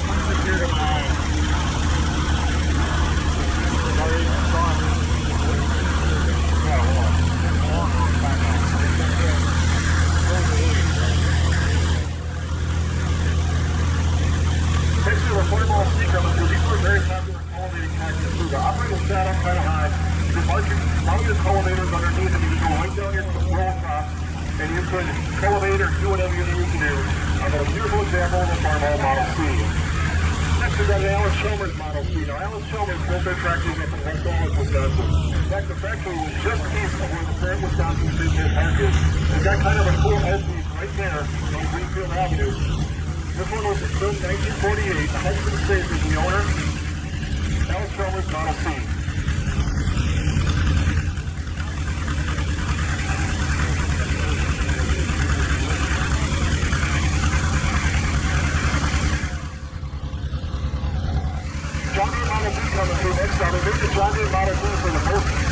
It was the longest production on a tractor. The John Deere they started producing in the mid-1930s and produced them all the way up until the late 1950s. For example, of the 1970 John Deere Model B.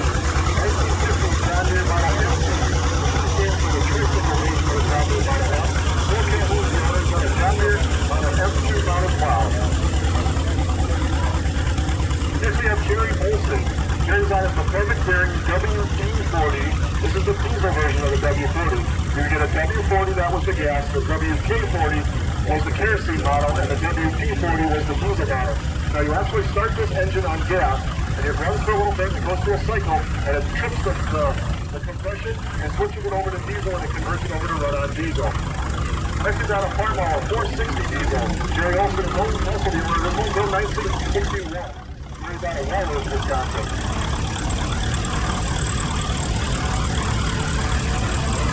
1984, John Deere, Model 318, Hoyt Michelle out of Delavan, the owner. Model 214, John Deere, coming through next. Many of you can got the original badge out of it. This tractor was so new. Mike Stead implement. The John Deere dealer I've heard of in the area many years ago. So new, and Mike Stead implement. Coming through the RC study, a lot of people, when they see this, think it's a WC, but it's actually an RC. The same engine that's in an Alice Shulman's B&C. Built 1939. It's owned by the Mashinsky family. Serial number 10. Not many other RCs around. Kind of a neat piece to have out here.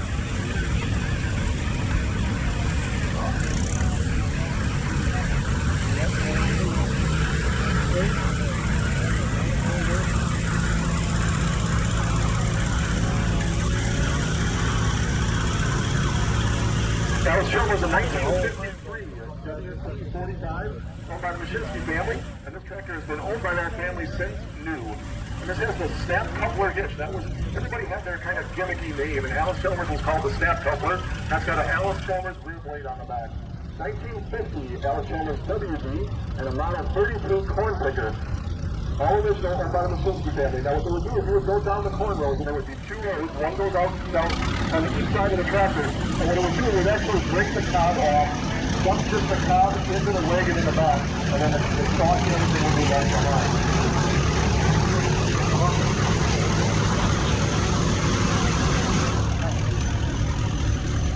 Model 2850. Now, a little bit about the tractor. The Hart Car Company, Charlie Hart and Charlie Paul, were graduates of the University of Wisconsin at Madison, and they both had engineering degrees. They started the business to form the Hart Car Company. Now, they are credited with coming up with the term tractor. Prior to that, everything was called a traction engine. So it's two graduates from the University of Wisconsin that are credited with that name. Now, this tractor's got some history here at the park.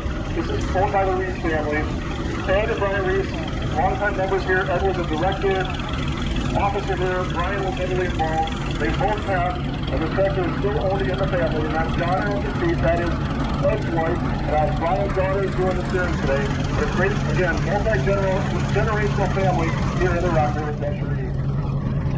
This is one of Brian's tractors. This is the John Deere Model R. So the Reese family had a huge collection. Actually, that's their big single-cylinder Fairbanks that runs every day up here on the hill. They were instrumental here in the RockRiver Thresheree. Great to see their family still here involved. Alice Chalmers, the Model 21 coming through next. So Alice Chalmers built their tractors up in West Allis, Wisconsin. This is a big tractor in the D series of Alice Chalmers. And this is a Series 2, so this is the turbocharged version. The early 1.9 turbocharged. Kind of a new piece is the big fruit of the Alice Chalmers line.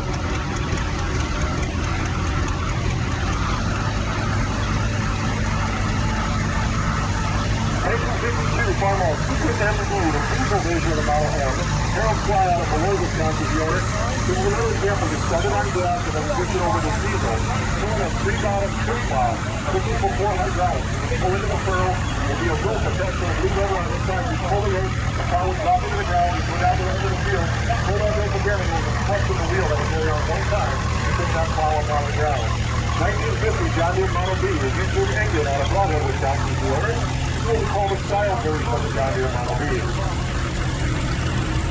Next we got Jim Powell out of Paddock Lake, Wisconsin. I just saw Jim a couple weeks ago up in the Kenosha County Fair. 1934 John Deere Model B for a John Deere 2-bottom plow.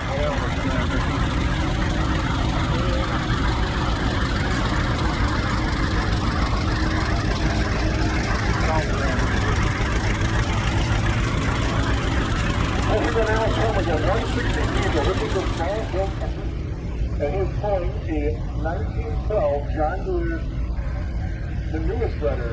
Tom is the owner out of Silver, Wisconsin. Alice Homer's WC number 2 next. Now, the Alice WC was the first tractor that you could order brand new rental factory with rubber tires. Alice Homer's had a motor with a Goodyear Tires Rubber Company. I'll get back to that. This was 1935. The Bennett family out of Greenville is the owner. And they got a deal with the Goodyear Tires Rubber Company, and they actually did some testing with an Alice Homer's Model U, and the WC was the first tractor that you could order brand new with rubber tires. And the Connell family out of Evansville and Greenville are the owners of this 1950 Farmall Model C. Cut to this. In 1967, the McConville family out of Evansville and Greenville are the owners of the Model 123.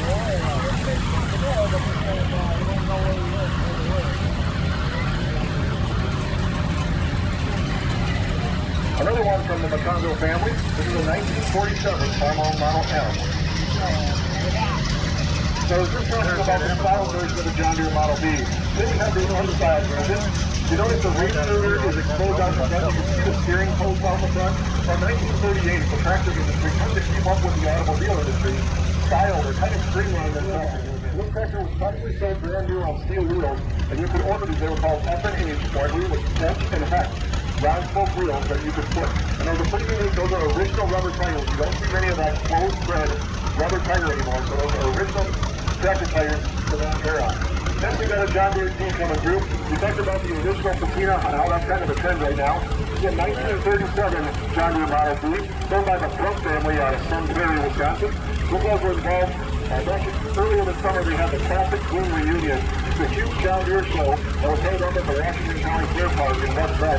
The Bronx were heavily involved with it. It happens every other year and it travels all over the country. And this summer it just so happens to be in West Bend, Wisconsin. Next we have kind of a unique team. So these were actually built by Mercedes and they were sold by Fleet. So there was kind of a military contract with these, but this was in 1975. Kind of a unique piece, four-wheel drive, sold by Mercedes and sold by King. Next we got an Oliver, a 1650 gas, from 1967. John Zero out of Evansville is the owner.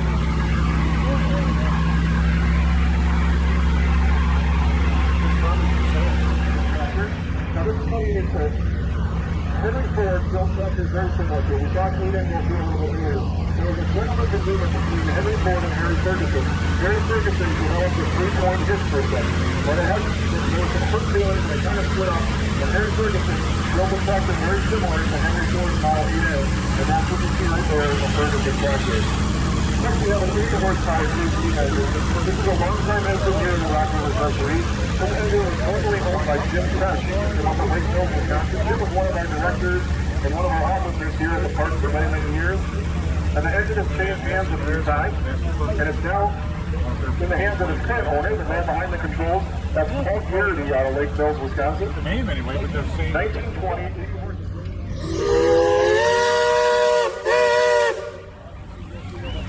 Now at the completion of the parade, you guys head out to the plow field. Paul's taking this engine out to the plow field. I know they're taking the big 430 out there to the plow field. If you want to see some pretty cool plowing demonstrations, head out to the plow field immediately following the parade.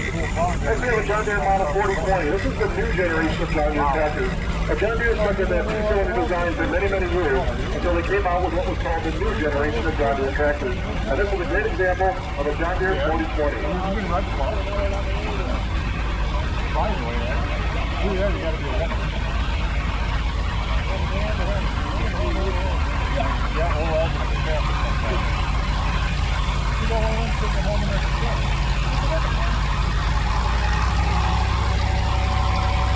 the little brother of the 3020 was the 3020. We're going from 1971. Dennis Green is the owner.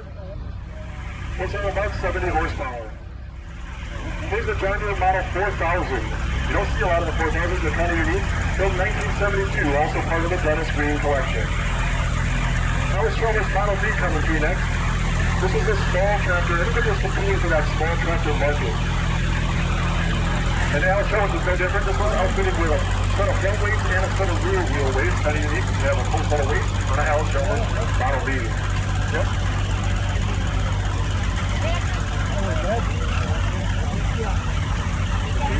John Deere Model 40. This is the tricycle version of the roll top version of the Model 40. We saw the other version come through a little bit ago. Here, 1953, Cheryl Rigg out of Oregon, Wisconsin is the owner. Next we have a John Deere Model 70. This has got a couple unique features to it. It's got the single front wheel. You don't see a lot of them with the single front wheel. And this is it runs on LP gas. That big long tank you see sticking out of the road, that's the LP tank. Runs on the same propane gas as your gas go ahead. 1956 Model 70, Mitch Rigg out of Oregon, Wisconsin, the owner and driver. Here we've got a diesel version of John Deere Model 70. So we get it in the LP version, the diesel version, and the gas version.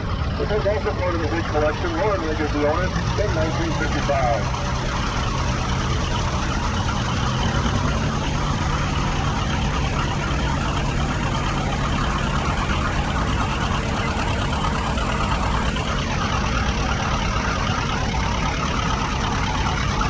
John Deere Model 820. This is the big tractor. A lot of people are doing out in the prairie fields with a big beach country out west. So until 1957, 820 diesel, owned and operated by Lauren Rigg out of Evansville, Wisconsin. Upright version, not the low one. This is a great example. You can see socket televisions on it that we talked about. The operator sets on set from the end of the transmission. That way you can keep an eye on his road as you walk down the field and television is comfortable.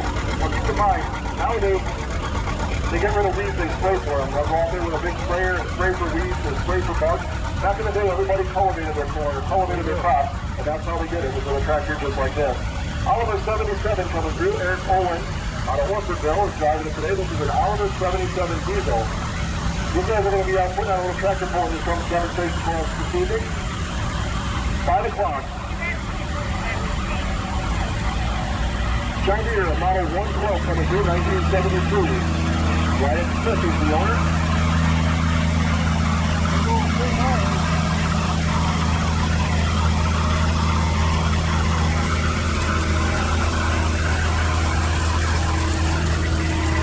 Next up we have an Alice Chalmers. If you notice the rear wheels, they kind of those angled bars in there. These are called spin-out rear wheels. So what you can do is you loosen up a set of nuts in there, and you can step on the turning brake on one side, disengage the clutch, and that center hub would spin out and power adjust those rear wheels. Alice Chalmers Model D14.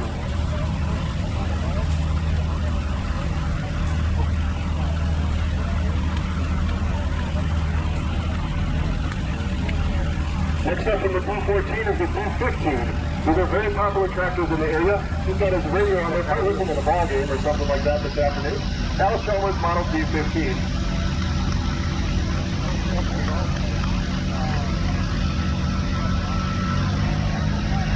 Next we've got a Massey Harrison Model 44. This was built 1947. And the reason I know that is because the engine painted black.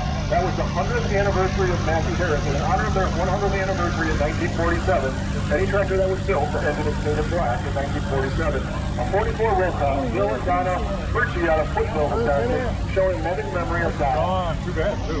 That really looks really awesome around here. Next we have Ed Cook from over in Evansville, Wisconsin. He's got a unique tractor. This is a Haas tractor. They were built in Racine, Wisconsin. They didn't build very many of these. It's kind of a unique piece. Again, right after the war, everybody was trying to fight for that small tractor market. This was built 1950. As I said, Ed and Sandy Cook out of Evansville, Wisconsin. Just over 200 were actually shipped overseas.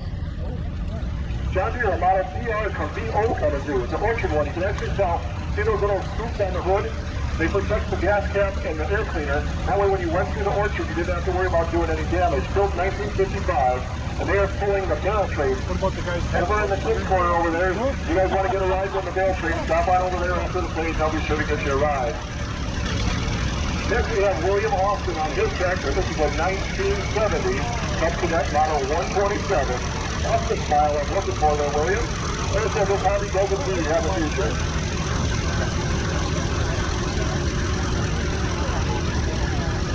So William just bought this tractor here at the show yesterday, so this is his first official parade here at the RockRiver Thresheree. Marlo Super H coming through next.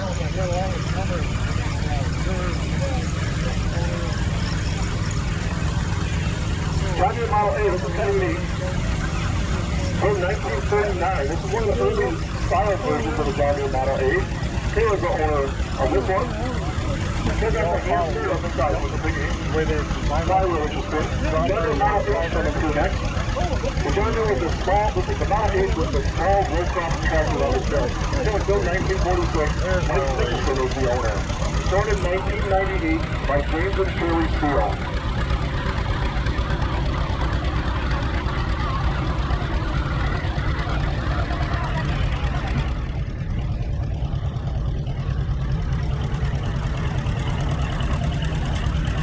You guys have heard a lot about original patina tractors. Here's a couple of great examples of two original John Deere tractors, unstyled. The first one's got a full set of cultivators on it, never been restored. Built 1937, Robert Pink.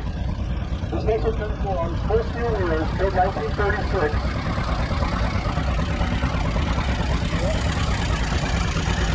It's got the flat top fenders on there, and that's an original John Deere umbrella on there. You can order that when you order your brand new John Deere tractors back in the 1930s. You can get an umbrella for it. So there's a couple of great examples of some John Deere options, the flat top fenders and the umbrella. Next we got our Alex Chalmers Model B coming through. You can always tell the Model B, they've got that high arch front axle there.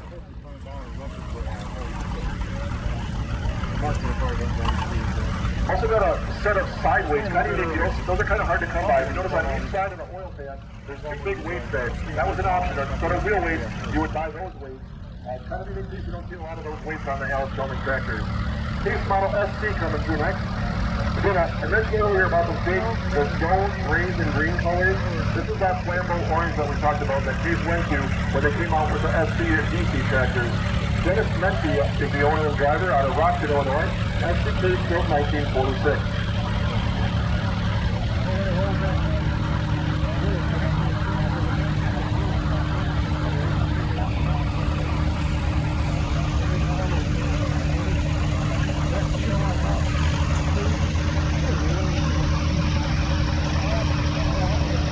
Next we have Judy White out of Freeport, Illinois, driving her 1948 Olive 88.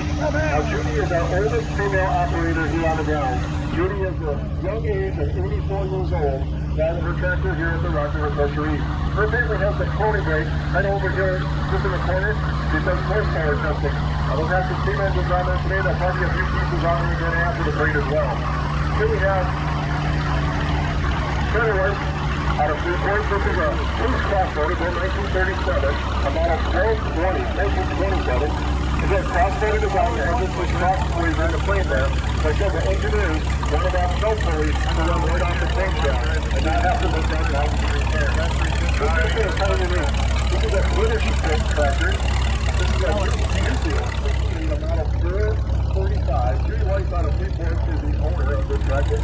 I need to say, Judy was telling me they just picked this tractor up at an auction down in Illinois. Alex Chalmers WC coming through next. This is the style version of the WC. It's until 1941. Kelsey Clark out of Replay is the owner and driver today. That's working like that.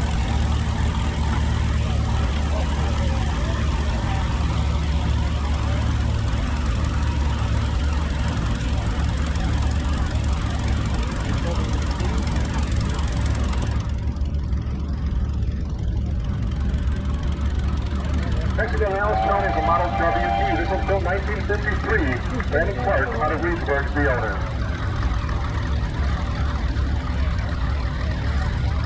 Did it work?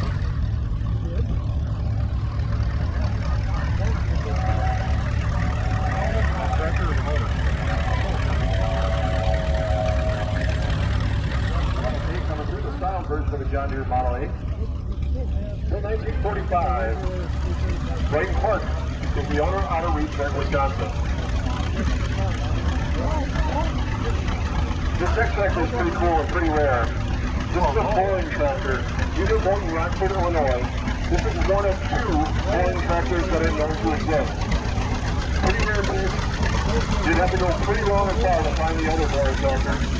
It's only right that this will be part of the Egg Shot collection out of Rockford, Illinois. That's Jefferson Shot doing the driving. Again, it was that same principle. You know, the farmers were used to riding on their implement behind a team of horses. That's kind of how this is set up. The operator kind of sits back out there underneath that tail wheel. There's a two bottom car mounted underneath. 4-cylinder design, kind of front-wheel drive, pretty cool tractor. Built by the Boring Corporation out of Rockford, Illinois.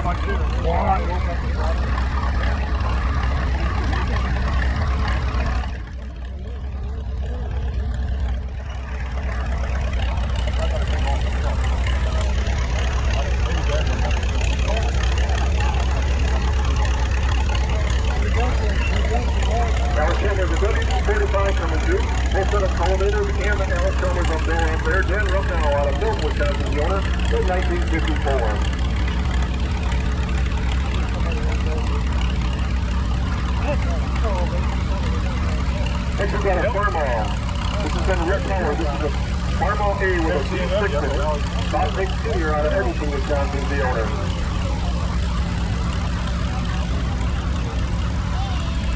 Next we've got a John Deere Model A coming through.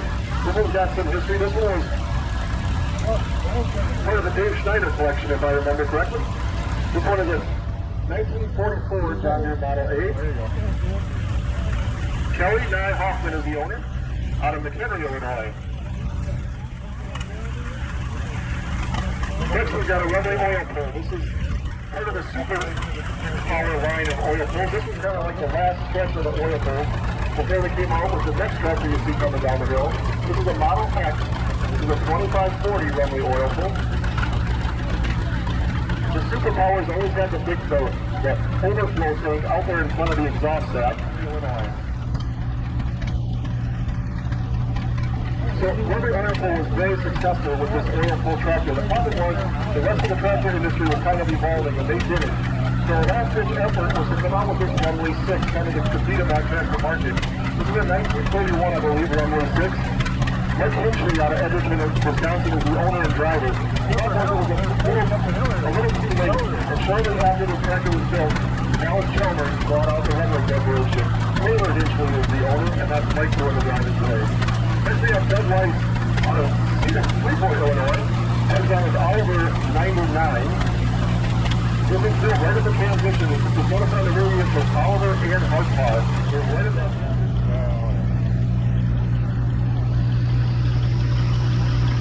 Doug was just telling me, so when they first started doing that transition, the Hardpar name was big and Oliver was little. And then as they were transitioning into that Oliver name, the Oliver was big on the radiator and the Hardpar was little.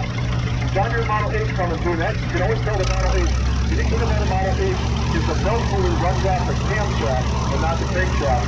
So the belt pulley out of John Deere Model 8 runs the other direction. Jim Danish out of Stoughton, Wisconsin owns this 1941 John Deere Model 8.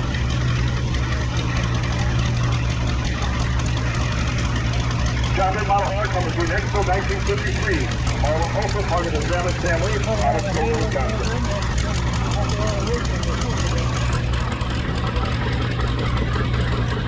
There's a nice bar right there.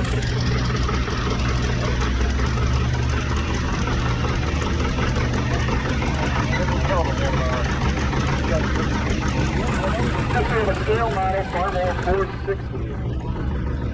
The owner is Rich Rock out of Beloit, Wisconsin. So Rich took a case garden tractor with a hydrostatic drive and converted it to look like a Farmall 460.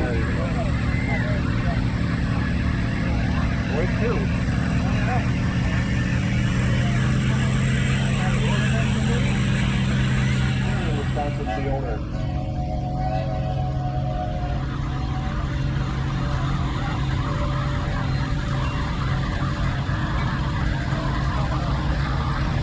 This is another one of our Fairmont Cub lowboys we talked about earlier.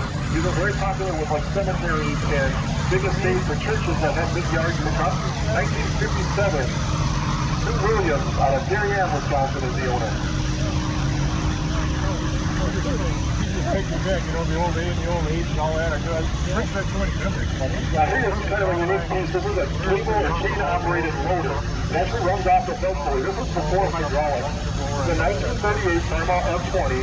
Gene Williams out of Darien, Wisconsin is the owner. It actually runs off the belt pulley. There's a kind of chain of cables there. I'll give you a little example of here how you lift that up. And then you pull it forward, the strip and dumps about the tentacle before the beginning of hydraulics. John Deere Model B coming through this again, the unstyled version of John Deere Model B. Also got a set of those F&H round full wheels, kind of unique. 1937, Brad Renzo out of Greenville, Wisconsin, the owner.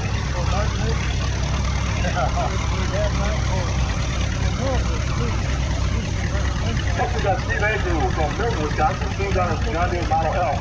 Okay, we talked about everybody was competing in that small tractor market right after the war. So 1939, a little before that, but they were all in that small truck. Everybody kind of had their victory guns, and everybody was trying to compete in that small tractor market. Owned and operated by Steve Agnew out of Milton, Wisconsin. This is a 1944 Farmall Model H. Yeah, this is Calvin Wellness out of Edmonton. Now this one is so cool. It's got hydraulics up, but it's a trip bucket. Country well delivered there, and then her bought that tractor from them. This next one is kind of part of that muscle tractor era. That was all about the muscle cars, you know, those cars from the late 60s and early 70s, you know, the G-Space and the Camaros and all that kind of stuff. So this is the muscle tractor era. This is an International 1456. This is from 1971. Owned by the Jones family out of Janesville, Wisconsin. Next we got an Alice Chalmers at WC. Now this is kind of cool. It's been converted to a wide front end, but if you'll notice, it still has the narrow front end still on the tractor. It was retrofitted with a wide front end, built by Dustin Lean out of Edgerton, Wisconsin in 1939. Next we've got a case of 400 coming through next.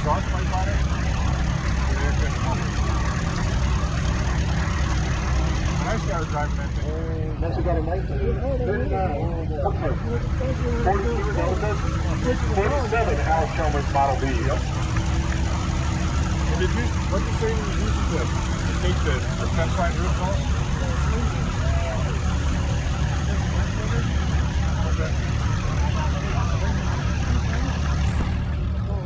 Alice Chalmers G15 coming through next.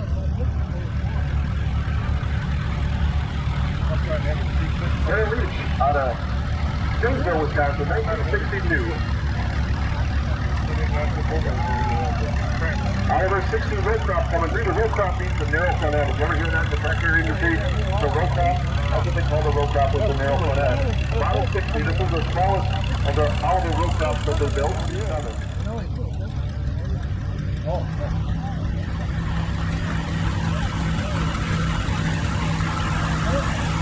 I don't know who that is. What's up there in the morning? I don't know who that is. We don't have a car. John Deere Model B coming through. This is an all fuel version. You notice the gas tanks up on the top. Started on gas and switch it to tractor fuel, or distill it, as it was called in the day. Till 1942, Dan DeVille out of Milton, Wisconsin.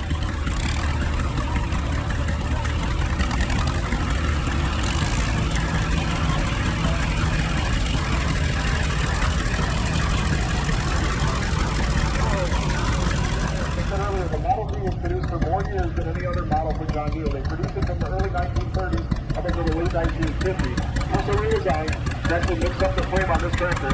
He's got a set of cutoffs on the rear and brown strokes on the front. John Deere Model B coming through next. Till 1941. Stephen Janberka out of Janesville are the owners. You do? All right.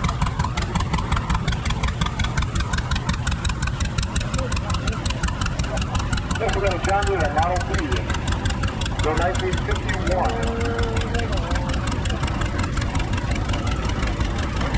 Owned by Harold out of RockRiver, Wisconsin. Next we got the Oliver coming from the SR Zybo collection out of Deerfield, Wisconsin. And this one is Super 77, Super 77 gas, owned by SR Zybo out of Deerfield. Next we got a Super 88 gas, kind of unique. Most of those are diesel, so Super 88 gas is pretty cool. That's our Zybo out of Deerfield, Wisconsin. Again, another one of the tractors out of that muscle tractor era. This is Oliver's version of that. It's kind of cool. You don't see a lot of these big muscle tractors with the low crop with a narrow front end. So this one makes it kind of unique. A 1755, owned by SR Zybo out of Deerfield, Wisconsin.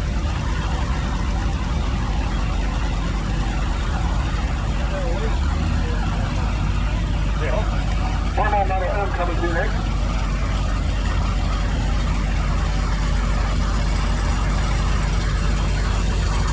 This one's from 1945.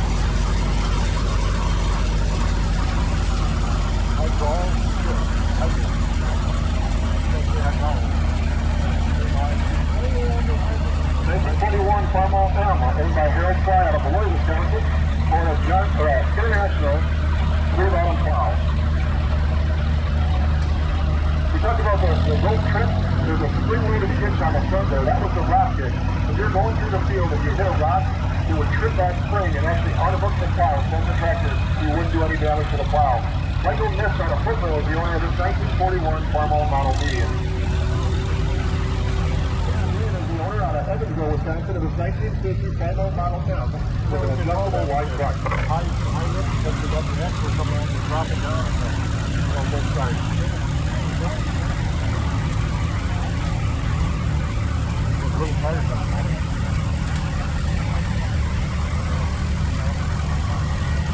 I wonder where they're moving at.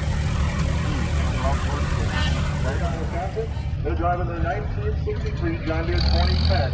This is a new generation tractor. This one's kind of unique, single front wheel, also on LP gas. That big round tank is the propane tank, just like your gas grill at home.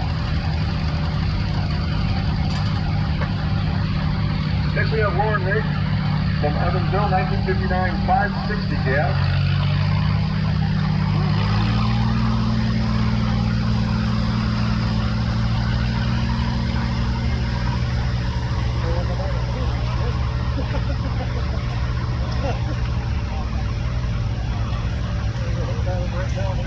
Yeah, start pulling back in here, pull it up.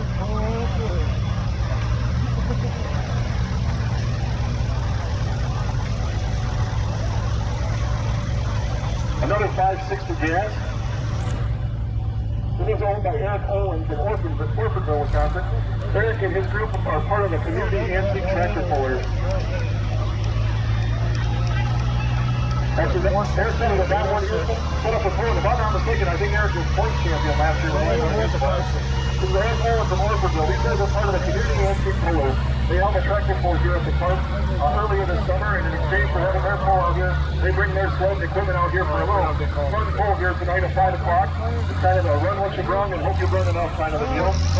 But they'll be doing that tractor pulling exhibition kind of a deal for anybody that wants to put their tractor to the sled this evening at 5 o'clock. Next we've got a case steam engine coming through next. So this case engine is kind of unique. It has all of these options that can be ordered on your brand new case steam engine. So just like power windows and door locks and your XM radio, you can order options on your steam engine as well. So this one has the headlight out in the front so you can operate at night. It's got the spark arrestor at the top of the stack. That's so you didn't have a spark come out of there and set your straw stack on fire. It's got the full operator's canopy on the top. It's got extension wheels on it, which I actually like the duals on a modern day tractor. And it's got what we call contractor's fuel bunkers on the back. So there's a tank there that is full of water because you needed extra fuel. Then there's 2 boxes there that you would store your wood and your coal in there. So this one is a long-time engine here at the RockRiver Thresheree. Ted Ludick was the former owner. It's now still in the family. Mark Ludick is the current owner, Ted's son. And again, we've got multi-generational members here of the Ludick family. 1923, case 65, owned by the Ludick.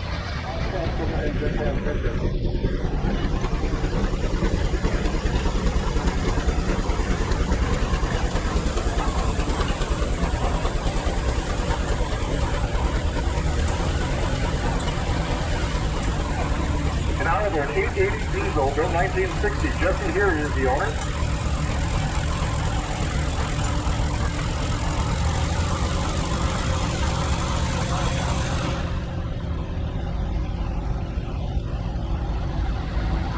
Now from there's a Model 44 from 1951. Mike Reinerson out of Carson, Wisconsin, the owner.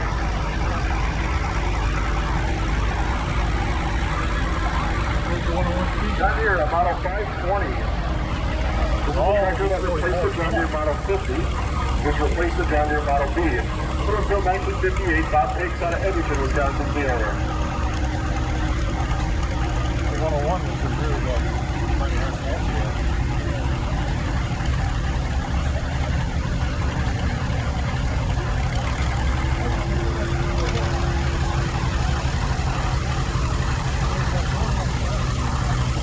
the John Deere, a 2010. This is a small one out of that new generation. I believe they made a 1010 as well. This is owned by Bob Blake Sr. out of Edgerton, Wisconsin.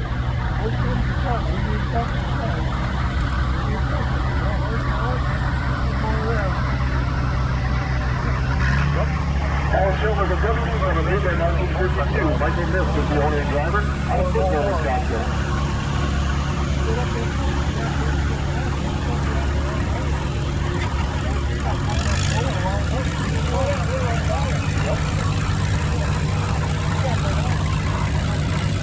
part about that is how power than what they think. Farmall A, also part of the Michael Vick collection out in Portville, Wisconsin. We didn't realize because that track had the entire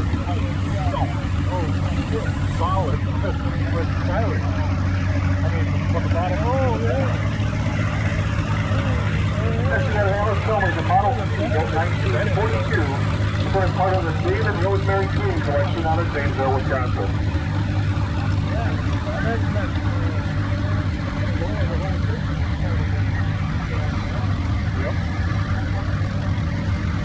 Next we got a Minneapolis Marine. You ever saw the Minneapolis Marine from the famous Prairie Home color?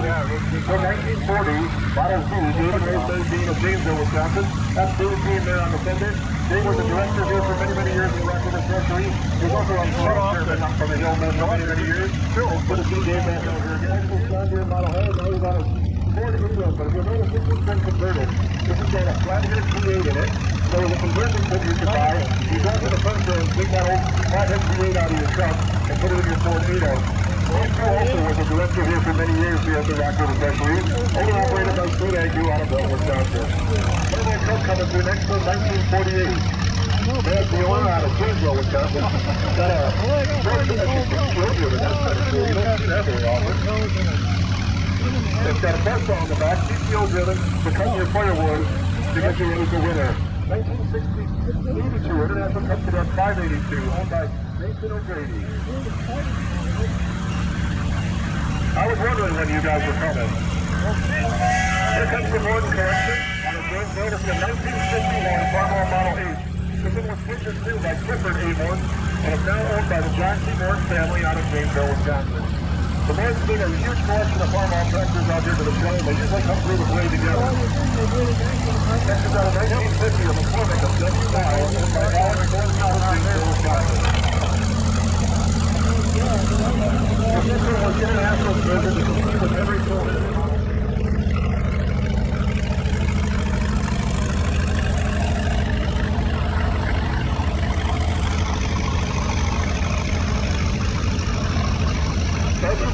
Farmall Model M, also part of the Archie J. Morton collection out of Zanesville, Wisconsin.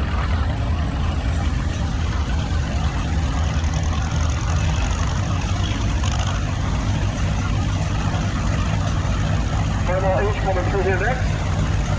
They're 1940. Wayne Stewart out of Watertown is the owner. And this is a grandson right here on the Farmall Model M. Again, multi-generational family exhibiting here at the RockRiver Thresheree. Next we got a Farmall M. This is a pretty handy tractor. We use this tractor quite a bit here at the park. We move and check it out. He's got a push pull bar mounted on this side that we can pop off. And we use this. Last weekend was pull out weekend here at the RockRiver Thresheree. And next weekend will be pull away weekend here at the RockRiver Thresheree. So a lot of this equipment you see here, especially the big stuff, stays right here on the ground for you guys to enjoy year after year. 1928 Farmall Super Arizona. Dennis and Chris Burchett are the owners out of Milton, Wisconsin.